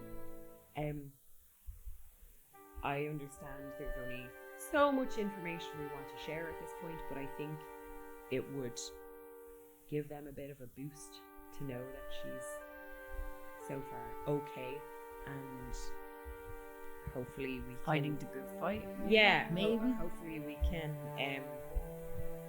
can move forward now from this with a bit more gusto now that we have our captain back. What happened in the mother off between Loth and Shar? Loth was telling Shar to step off. Yeah. Carabash kind of so, I'll go and inform the crew. I suppose it's part of my job. And he kind of very kept me all right. She kind of like, I'll be fine, Carabash. I'll be fine. I'm okay. I'm okay. Go. Tell the crew. And he kind of like sheepishly kind of nods and jerkily turns and like hesitantly leaves. Would it make sense for us to stay here? I mean, Ming Na may not want to. Speak louder. Yeah, sorry. I'm sharing a genuine moment character to character, having an L whisper. Who's gonna stay in the room with Ming Na?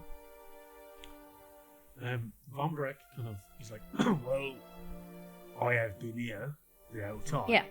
So I'm happy to, if the captain's sleeping, I still have some reading to do, and he holds up the tome that he's been reading. I need you both to make a perception check for me at this point. Oh, I gotta stop making a noise just when we ask. They're not all bad. Oh, and that 20 plus 2. Plus 2, there we go. Jeez, you're filling that 20s today. 11. Yeah. Where's she getting all the bees? No, it fucking counts. Well, once. It always counts. It always counts. Everything counts in large amounts. Okay, I'm Yeah. up there. So you noticed for the first time, because I had just rolled this before and you missed it, but now with more information in your brain, you noticed that the book, the old worn leather tome that Von Breck is reading, is tattered, rough. It looks like there's pages falling out of it, but the symbol on the front of it that is etched heavily across it is a torn spiral. Similar, if not exactly like the symbol of Tara's doom. Yeah. And it has a lot of ancient script. What languages do you speak? You see Oh, that's random. Grey speaks Common and Sylvan, and Zildara speaks Draconic. You do not understand the language that's written on this. It is old looking, it is worn in places, it is rough, and this book looks like it's falling apart. Can I play? You didn't see this. You saw it. Oh. You didn't roll high enough. You got 20. You gonna tell? Oh, she didn't see the spiral before. No, you did. You saw I saw the spiral. You all saw the spiral, but on the constant assault and barrage of imagery that you saw following your connection, and then you're trying to pull. You did see everything. Oh, so we can tell them. Z's suspicious brain kicks in, and has a moment of, is that research? Like, is he a baddie or a goodie? Like that's her internal. her suspicious alarm is going off. And What are you going to say He's out not. loud? He's not trying to hide this book. He has it out in the open. okay. We know. He's holding it, like, you know. Yeah. Okay. But up till now, we didn't know what it was. Okay, I'm gonna flat out ask him about it. That's a pretty old, tattered book you have there, Von Breck. Are you doing some research? I am. Do you remember the crystal? Well, the shard of void that when we were traveling here, there was a disturbance in the void when we were going very fast, and the twins were flying at literally warp speed, and there was a crack in the void and a disturbance, and it pressed through. Mm-hmm. And there's been stories of this happening throughout the plains. Mm-hmm. And the crystal was found on the deck, and an eye was seen inside. Mm-hmm. Well, I've seen that eye now about 5 or 6 times at different intervals. And the symbol, the pupil of the eye, when he holds the book up, Yeah. is this.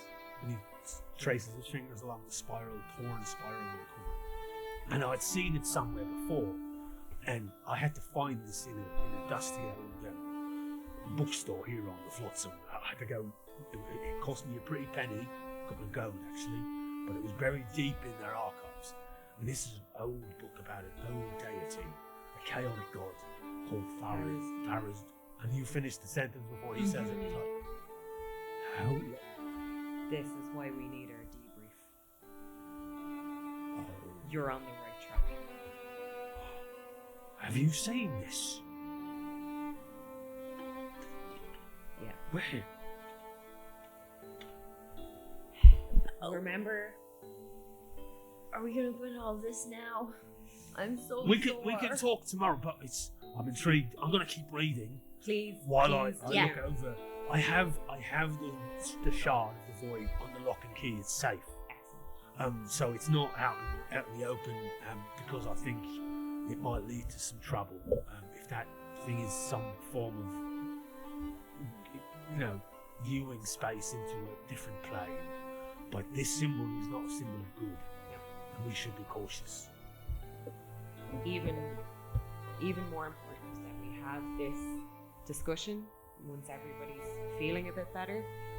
Absolutely imperative that you and Karul are there. Yes, I will keep reading. I will look over at the captain. The captain at this point, she's actually not involved. She's asleep. She's out cold. She was exhausted. And he kind of pulls a blanket up over her and sits himself down on a chair that's kind of in front of where the captain is sleeping.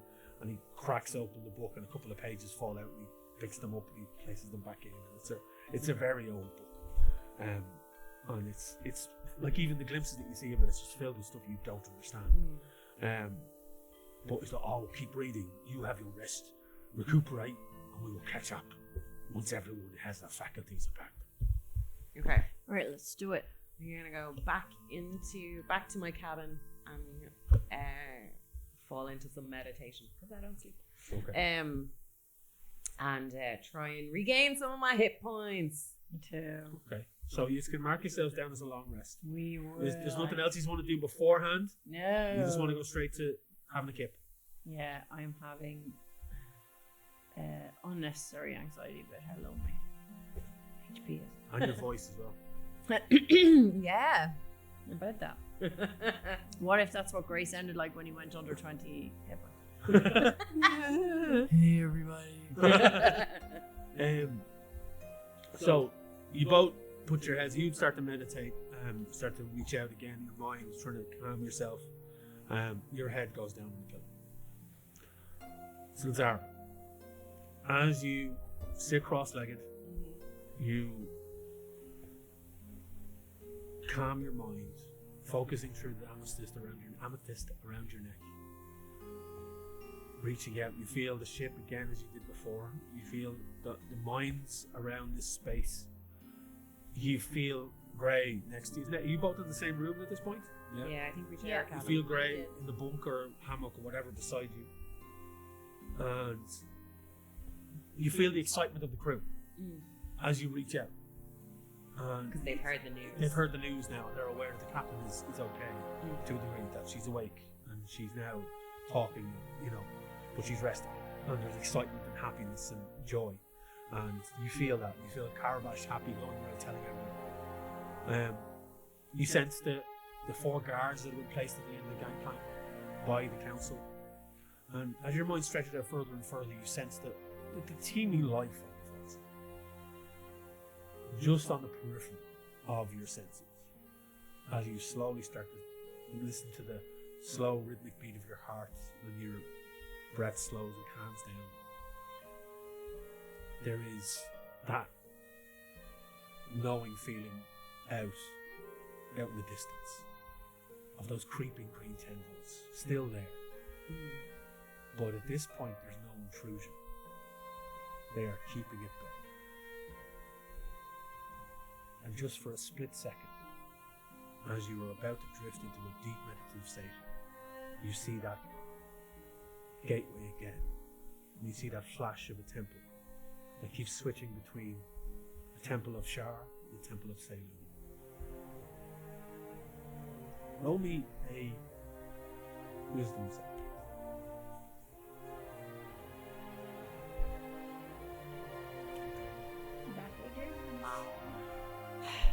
Six. You get a flash of anger, blades, excitement, and then that's it. And then the gate flashes, and the gate flashes in front of you again, and they've opened just that little bit more, and there's this purple smoke oozing out, creeping over the kind of the stone steps at the base of this doorway, out onto the gravel and the dirt of the piece of ground that the doorway sits upon and floats in the water. You drift off. You meditate through your heart slowly, steady beat, and you hear the trouble of the ship, the arcane energy of the ship. Great. Yeah. You drift off quickly to a very heavy sleep. And for the most part, it is restful, and you do get a full long rest in this. But you are met with images and flashes of your past. Ugh, hate being that. chased through streets, being afraid, being in danger of being accosted. The capital of Luchek, the Eastern Confederation of Jacinta, a very far off place now at this point. And your need to fit in. And you see the face of Ardicus, your old friend, sitting at a tavern table, the two of you sharing a pint or 5, and remembering better times.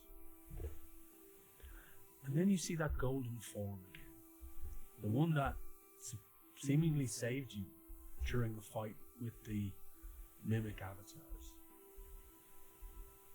And you see the smiling face of Ardicus.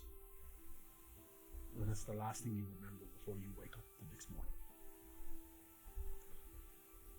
You both snap out of your meditation or your sleep, fully rested. Brand new day ahead of you.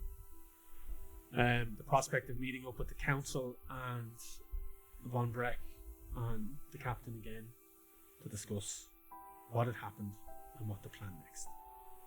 What do you do at this point?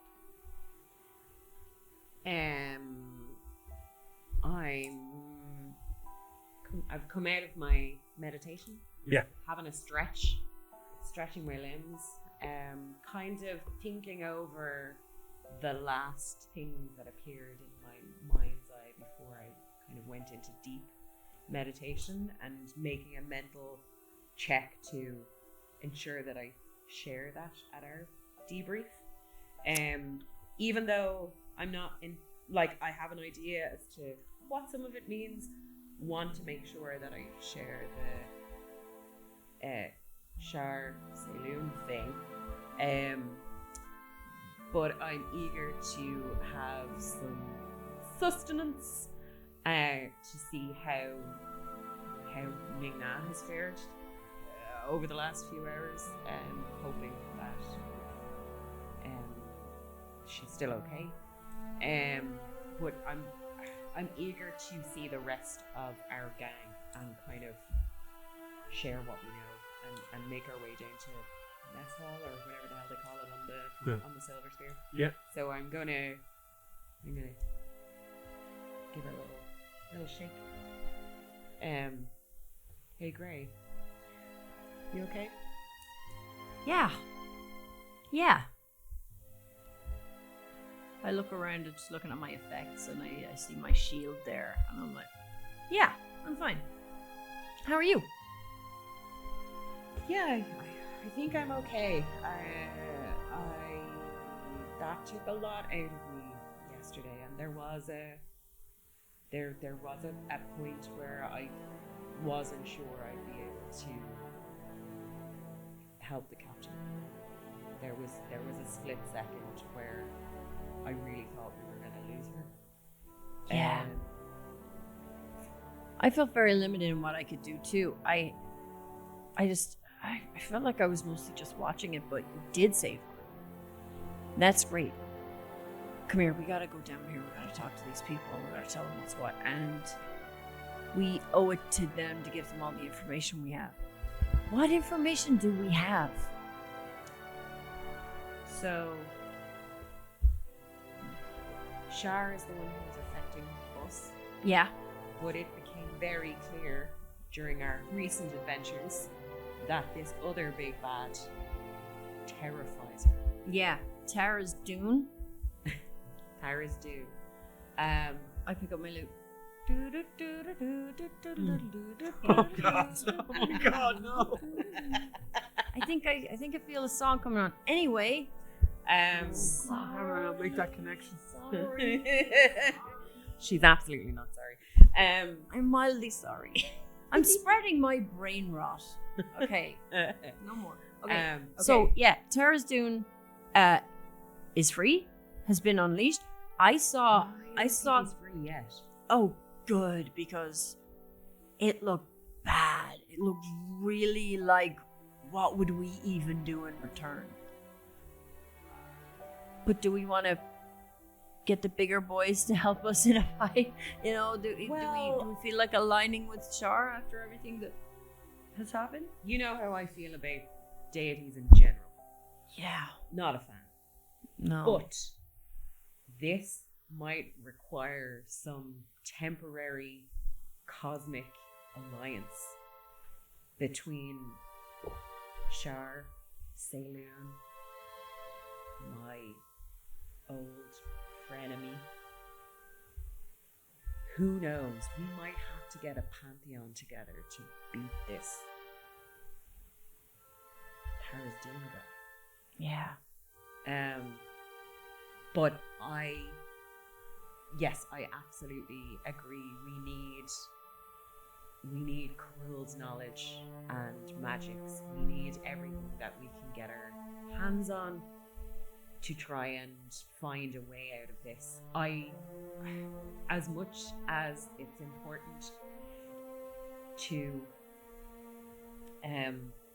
get rid of Shar's hold on us, that's going to mean nothing if this Tara's Dune creepazoid escapes his prison and wreaks havoc. Nothing is safe. No. This is an ancient evil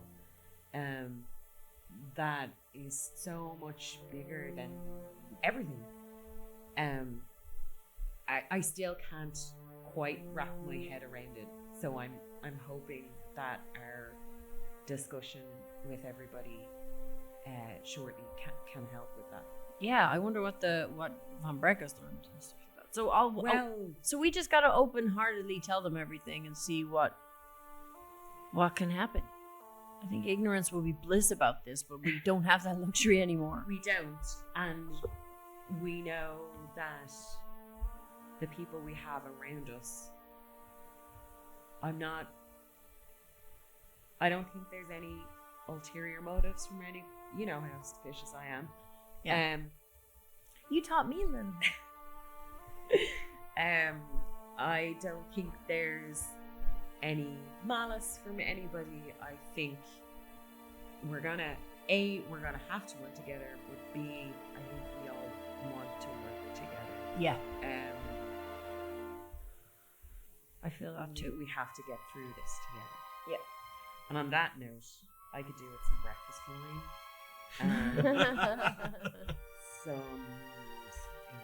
Something hot and stew or something. I feel like I haven't eaten in a week. Yeah. I suppose maybe traveling to somebody's inner mindscape might do that to you. I kind of feel like Sil would be the kind of person that would like ride a stress relief, and I feel like we've met her at a very gentle point in her life where she's not going around destroying young men's lives, but A lot of me and her. so that's I was kind of waiting for the list. I was like, No, we got a lot of work to do. Okay, so I'm gonna be pretty happy to what time of the day it is now. I'm trying to work out what time of the day it is. Well, it's like, you know, you've slept until morning, let's say. You Right. had a good sleep, it was solid, you definitely got over 8 hours Good.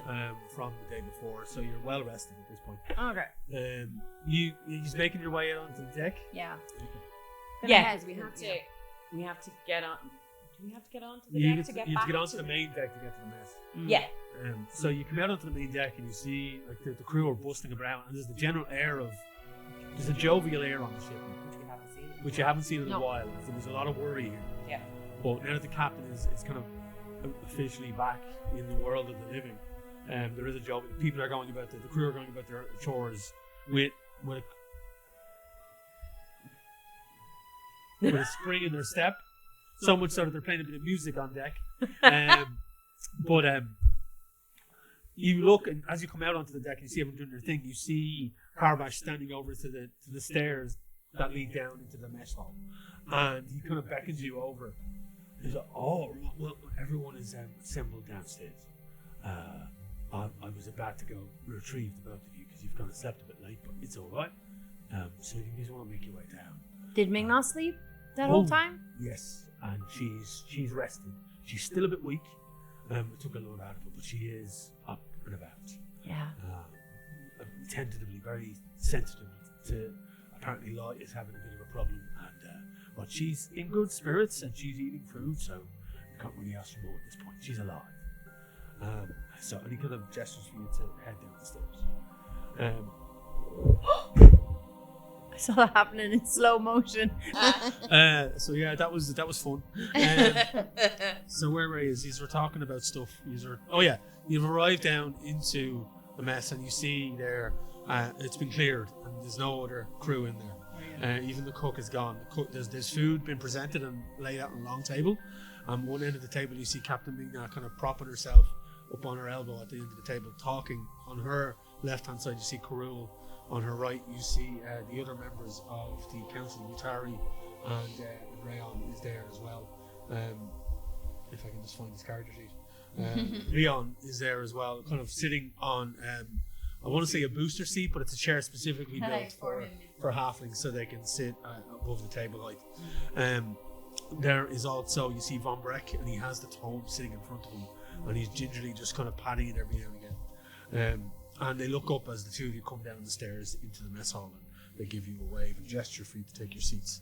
There's seats available, there's seats on either side. If he's one sit beside Von Breck, one sit beside Rayon. And the conversation stops as they all welcome you in. And the captain said, we haven't been here long, at least 10 minutes. We're just catching up. The council have been filling me in, and Von Breck says he has some important information as well. But we were waiting for you before we got into the depths of it all, really. Thank you. Yeah, we discovered a lot. Thanks, and also apologies for sharing your information to the Pirate Council a couple of days ago, but I thought it was needed at the time and we needed their help to help you. Oh, I completely understand. If I was in the same situation, the Flotsam is a safe harbour for all, and it is a welcoming place. And the rules of, I won't say that there's a code or a rule to the way we do things, but they adhere to a certain code that all will have safe harbour here. And my father may not agree with that, but he's not going to show his face around here to cause trouble and tempt the will and the ire of the council, as well as the multitude of captains that are here on the Flotsam that make up its residents and their families. There is an entire fleet of ships here who would fight tooth and nail for what they have, and the council are kind of slowly nodding along to this quietly, like as she says this. So I completely understand what you did and why you did it. It was a necessity, and I solemnly say that I appreciate what you've done. For our short time together, you've shown yourselves to be capable and very loyal, and I consider you close friends at this stage. And she kind of turns to the council, and they kind of like give nods, and they're like cruel. Who's like, oh, I've seen many a situation like not like this, but there is a requirement for deep magics, and while this was quite unique, from what the small amount of information the captain has told me, and what you have told me yourselves, I would understand the need for secrecy and for caution. But clearly there are bigger things at work here than the laws and the codes of pirates. So please do tell us, for the sake of the Flotsam, so we may be able to protect our own. Well, sorry, are Kira and Azira still here as well? No, So they're not here. they've been sent off. Yes. So literally just the council. Yes. just the council, Okay. just the committee. I'm gonna ask Karul, just so that I understand, have Kira and Azira debriefed you guys as well? Have they shared what they saw? They shared some interesting insight into the situation, but they were unable to explain the situation to me. Yes, Shar herself was involved, but apparently you were privy to some information and insight into the situation that Azira or Kira were able to see or be aware of. They had seen some wraith-type creature and some representation of the captain here trapped within. But everything else, they just said they saw you standing Yeah. and holding hands, and there was a bit of magics, but they didn't witness what you experienced in your own minds. We can tell you now. We had, ever since we got infected, ever since we got overtaken by these markings, we've been able to communicate with each other without talking. Because Ming Na also has that. We were able to permeate the trap that her spirit was in and breach it and pull her out of it. It was a creature that exists like a curse, like a trap. And it had her mind in a trap, and she couldn't get back to her body.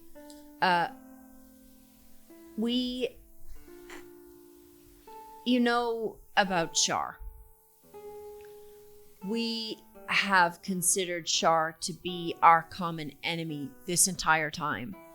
And after this, we're not really so sure anymore, because we think something worse is coming. If Shar is afraid of something, that's not a good sign. And that was the overriding sensation. She has been formidable up until now in terms of creeping her control on us. But it's been limited, and we fought it. That thorned circle. That's what we need to be afraid of. And this is Von Breck kind of like perks up and is kind of holding the book. So, ish, we do. I don't know how much history you have and knowledge of history you have, particularly of the arcane, of the deities and of the gods. Clearly our friends here, and he gestures to both of you, have experienced a connection with Shar in some way that has seen her worst fears. And apparently, one of the greatest threats to all existence is close to returning from a prison that was made eons ago. And it is the chaotic god of Tara's Doom. And there was a couple of kind of murmurs and confused looks around the table. But Karul kind of sits back for a second and rolls a dice. Check and see what his history was. See how much he knows. Pretty good. That is an 18. Nice. Karul kind of sits back and is like, Tara's Doom.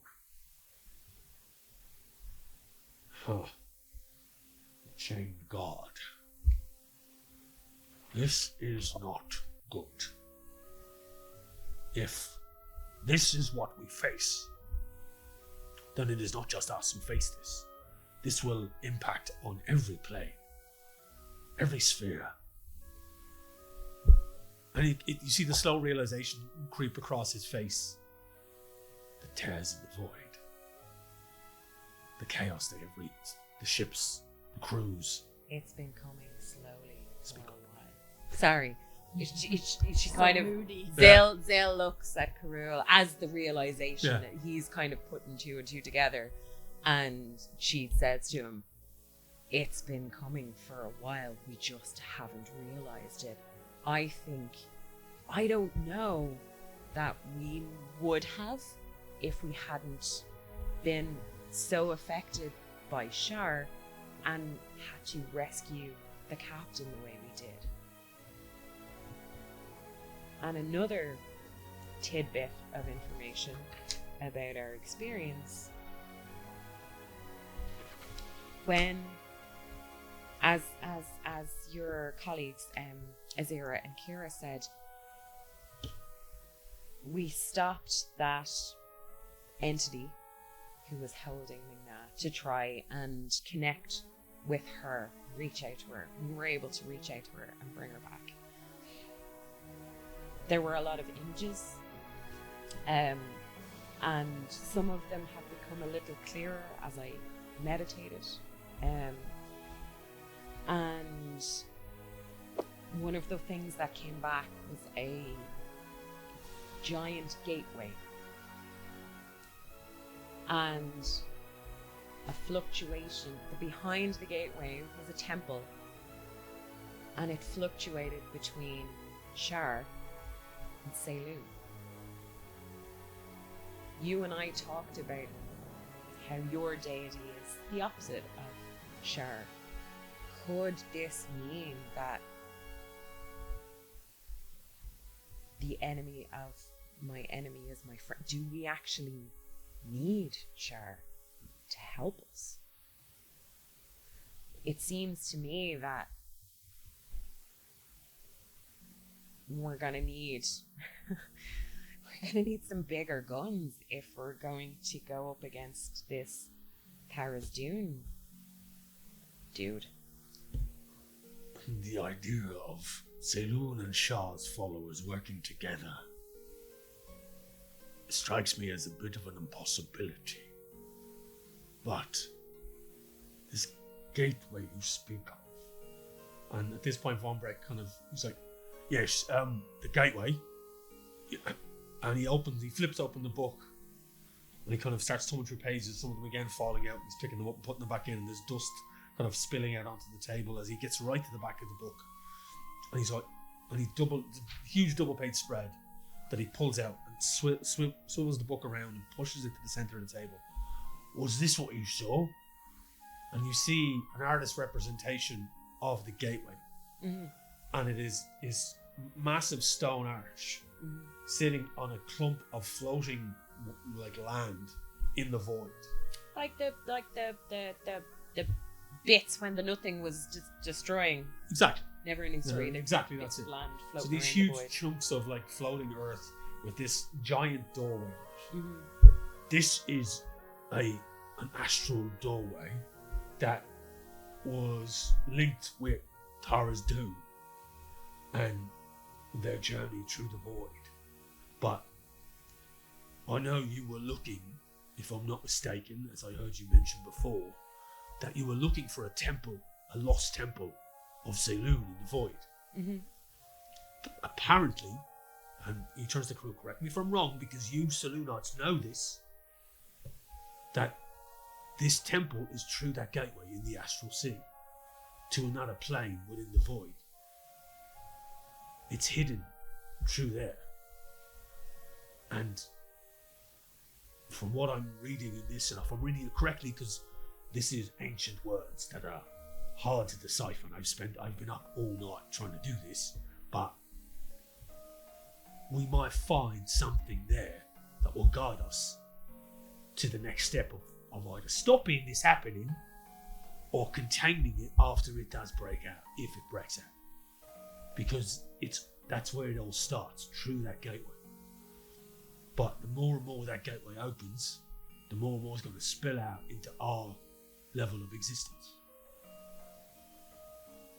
So, I don't know what to do next. I'm just going to keep researching what this is, because this is bad news. But I think we need to decide. We either hunker down, get ready for a fight, or we go find at least what all of this means, and it might give us some answers. If an ancient god is gonna come back and trash everything, we're not gonna be able to do anything about that. So, doing nothing and hoping they don't care about us is one option. Tooling up, getting ready, getting alliances, that's another. Knowing about this and not getting the wider message out there seems really irresponsible. You forgot the fourth option. Yeah? Holding up in a cellar full of wine and just waiting it out. Yeah, that's knowing it's gonna happen and doing nothing about it. That's yeah. Yes, we're being drunk. I suppose. I think we're pretty far into it. I don't want to pull us into a fight we have literally no chance of even starting. But I think more research is necessary. This will be a lot for us. The halfling Rion kind of pipes up for the first time, and he's like, "Look, I'm not saying you have to fight the fight. We're not going to fight the fight. We're going to protect what we protect, which is what we care about, which is the flax. But clearly, you three," and he gestures to you two and Ming Na, "you three are marked. None of us are marked. You've landed on our doorstep with this. And you can either decide to get rid of whatever this is, or join whatever this is, and fight whatever that is. But if it's going to start creeping through this entire plane, I would rather be ready for the fight. And tool up, and find out as much as I can in order to stop this fucker. Now, if he is as bad as you say he is, then it is going to take all of us. And that's fine. But I ain't going into this blind." And he turns to the other two members of the council. "But we got to protect here for now. That's all we can do right now without the information that we need. So, what I suggest is we send the ship to whatever this temple of your god," he points to Karul, "your goddess or whatever. And if she can give us an answer, like why is this temple hidden? What's so special about it? Clearly there's something. From my experience, from when I did run around in temples and dungeons and all that type of stuff, it was generally for a reason. You'd find a weapon, you'd find some gold, you'd find some treasure, sell it off, keep it, kill something with it, whatever. But if this thing is showing you, like, I take it, like, what showed you the gate? Was it Shar? Was it this new old god that was like evil? Like, who? You were given this information by something. The question is, do you trust it? So you got to make this choice. And you got point, Zill. We're marked. It's different for us. True. I think I think Shar was too afraid to bullshit us. That was weird. That is not how she has behaved in our previous encounters. She seemed to me like the biggest bad we'd ever met. Yeah. One way or another, we have to get rid of these. Yeah. But we might have to do that by way of the scenic route. I think this gentleman is right. It's kind of on us. Mm-hmm. If we can find out more information to either stop Farah's Dune or level the playing field a little bit. Yeah. I hate I saying know. this, but I know how you feel about aligning with some god or other. it's not even that.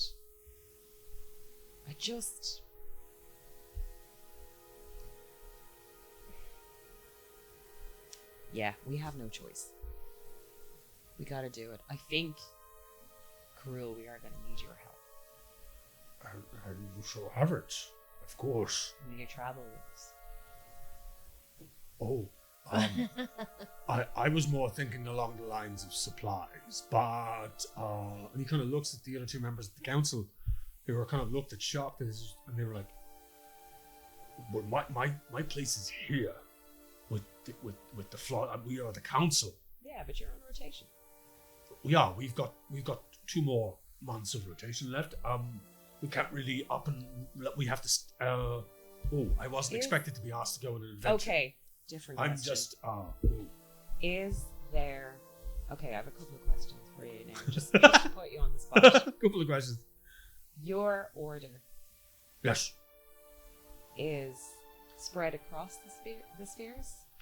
Oh, Selunites are across many planes and many spheres. Yes. Okay. My sister, Azira, who you've met, she is also a follower of Selun. How knowledgeable is she? Like, would she be on par with yourself? She is quite capable. As a paladin of Selun, she is very devout. So she would have quite a bit of knowledge and would be able to assist you if I put her on kind of a secondment on your ship as crew. And he looks to Ming Na if that is acceptable to the captain. I think it would be really beneficial to have somebody from your order with us to help us understand what's ahead of us. Does this sound like this might sound like a silly idea? Should we, in order to not cause widespread panic, should we put your order on alert? Of Selunites? Yes. I can, of course, put correspondence out there and make... What are their numbers? Discreetly. Our number is in the many millions across many spheres.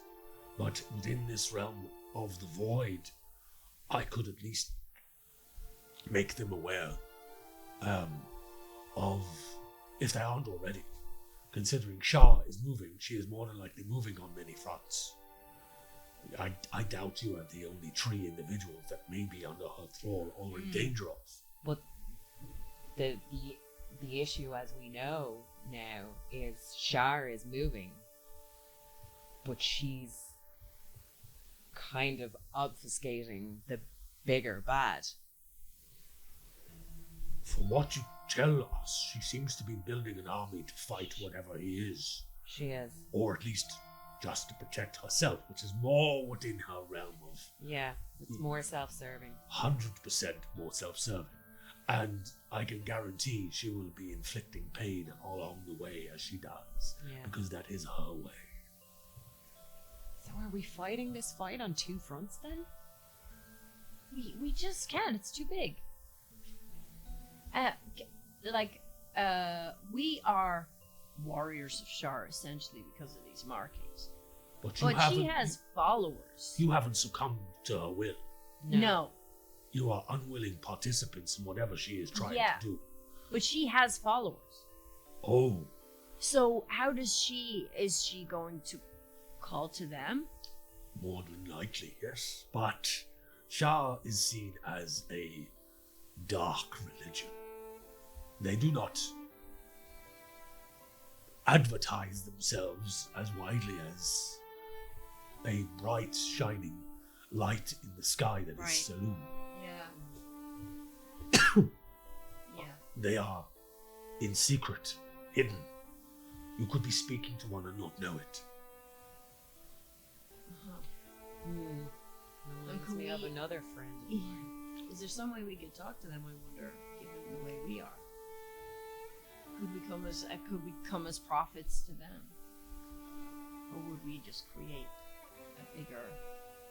I mean, we need numbers if this thing is as big as we think. You have numbers. You have the flotsam. You have our fleets. I reckon there's a few more favors we could call in as well, considering we like helping people so much. We do. I loved it. I just smarted a little bit on the way out there. Captain Ming Na pipes in for the first time. If we need to go somewhere, you have the ship. The Silver Spear is at your disposal. We are quiet, we are fast, as you know. And we can get in and out of places where much larger crews and much noisier crews would be found out. We just need to pinpoint a location for this gateway. And Von Breck is like, points up like, I have a star chart that might be a bit out of date, but it's not here. And if we make adjustments, he kind of looks at the sailors and pirates around the table. Make adjustments to this, maybe take into account the eons that have passed. This is at least 3,000 years old. So if we could maybe try and pinpoint the stars, certain things are going to be in place. We might be able to find that we can put our heads together. And Rion pipes up, was like, I can help with that. That's not a problem. And he kind of reaches over and the map folds out and comes out of the book and he kind of spins it across the table. You see this large star map and it's got multiple points marked on it that make no sense to any of you. To you, at least, the two of you. And they start drawing it, and Rion is like, oh, right, okay, yeah, this might be doable, actually. I'm going to need some time. I might be able to pinpoint this by the end of today, maybe first thing tomorrow. I'll need to go back to my workshop and get my maps. But from memory, looking at this, yeah, this is doable because certain points here, this here, that's still, if I'm not mistaken, that's the Kryn sphere. And that there, yeah, okay. Yeah, we got this. I think we got this. Then he kind of goes to gingerly roll it up and tucks it under his arm. I'm going to go do this now because the sooner we get this done, I think the better. There's a level of urgency to this. I think might need to be expedited. And he kind of hops down and makes his way out of the mess hall. Is Von Breck with him? No, Von Breck stays where he is. And he kind of closes the tome over again and lays his hand on it. Keeps it like he's protecting it, like, you know. This crew kind of pipes up and is like, well, you have the offer of a ship. It's just whether you want the undertaking of going to find whatever this is. Finding this temple, which again, as I said, I would give you coordinates to. And if this gate is linked with the temple in some way, they can't be far from each other. Mm-hmm. So, if this is your next step, let's try and expedite it, I suppose. If not, if there's something else that needs to be taken care of beforehand, some other information you need to acquire, some of the people you need to speak to, I would suggest you do it quickly. Yeah, me either.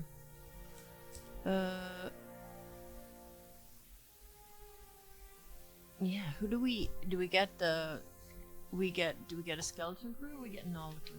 Well, and the captain was like, well, the crew are ready and able and they're happy to get on the way, especially if I give the order. They seem quite boisterous at the fact that I'm actually alive. But she looks at the crew. We would need to be resupplied fully for a trip. Yeah. There and back. Maybe rearmed, and any extra armaments you may be able to install within the next day or so would be greatly appreciated. Yeah, we can make use out of a day. Yeah, we can get some, replenish my supplies, see if Cog and Sprocket have anything they can help us with. Yeah. They do owe us.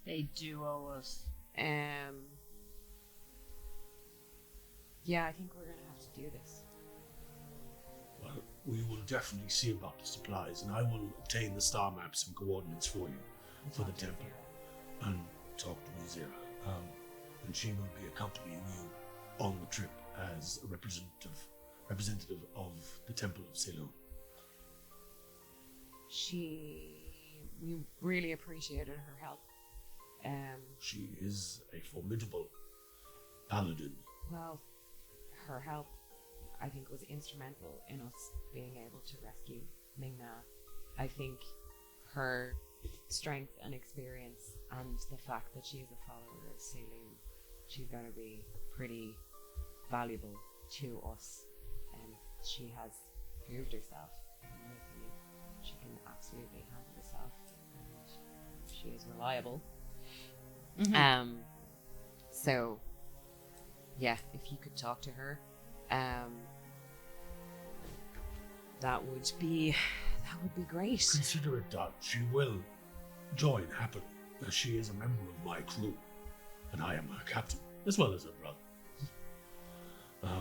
Which helps more, the family relationship or the captain role? Captain thing, the elder brother thing doesn't rarely gets me anything but grief.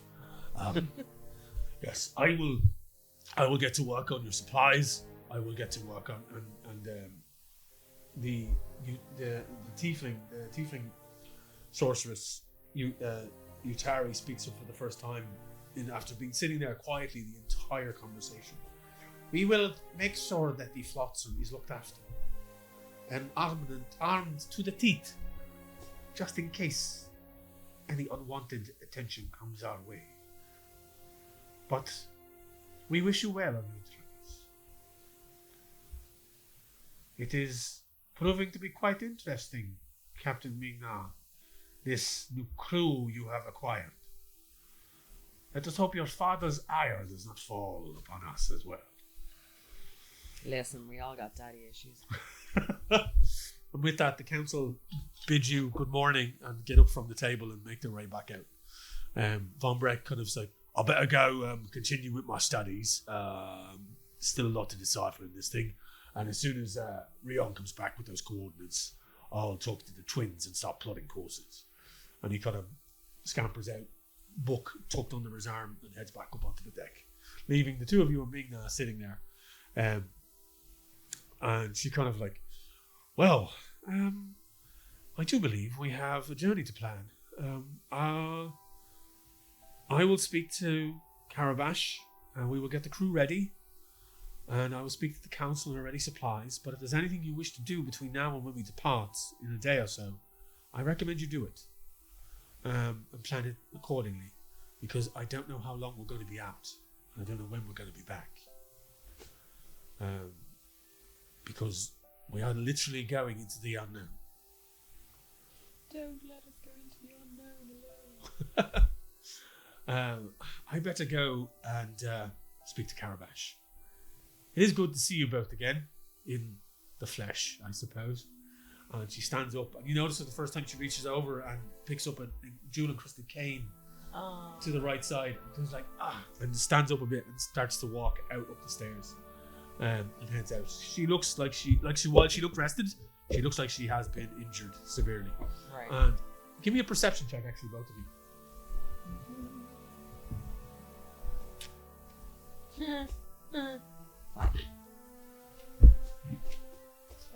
Eight. Yeah, she looks like she's been injured for sure. Real insult. She limps slightly and leans on the cane as she moves up the stairs, leaving the two of you in the mess hall. Plan now laid out ahead of you. Stuff to kind of get together. Favors to call in. Destination partially known, partially unknown. As you will be joining the crew of the Silver Spear as you head out into the void, looking for this large celestial gate, as well as a temple of Silun. A lot to think about, a lot ahead. A lot has happened behind. And who knows what lays ahead. And that is where we're going to leave this month's episode of Sorcery Shenanigans. Yay, we're not in dreaded peril. Not in dreaded peril, but a lot to think about. For now. For now. Yeah, we were. A lot of planning ahead, a lot of kind of like... We're gonna need a montage. We're gonna need a shopping montage. So thank you folks for tuning in. We hope you enjoyed that episode. A lot of stuff going on, a lot of massive exposition dump. So tune in next time for Sorcery Shenanigans episode 16. This has been episode 15. Thank you to our sponsors, Hasbro Pulse, for the giveaway for last episode, as well as Dublin City Comics for their ongoing support and also the allowance of using their facilities to record. Don't forget to answer the question: what is the setting for where There Is No Wording and the Heroes of the Hall is set? It is a very frozen northern region of the realm of Faerun. Answers below. Tag Irish Pubcast on social media. And until next time, folks, look after yourselves. Also, give us a like and a subscribe. Good luck. Take it easy.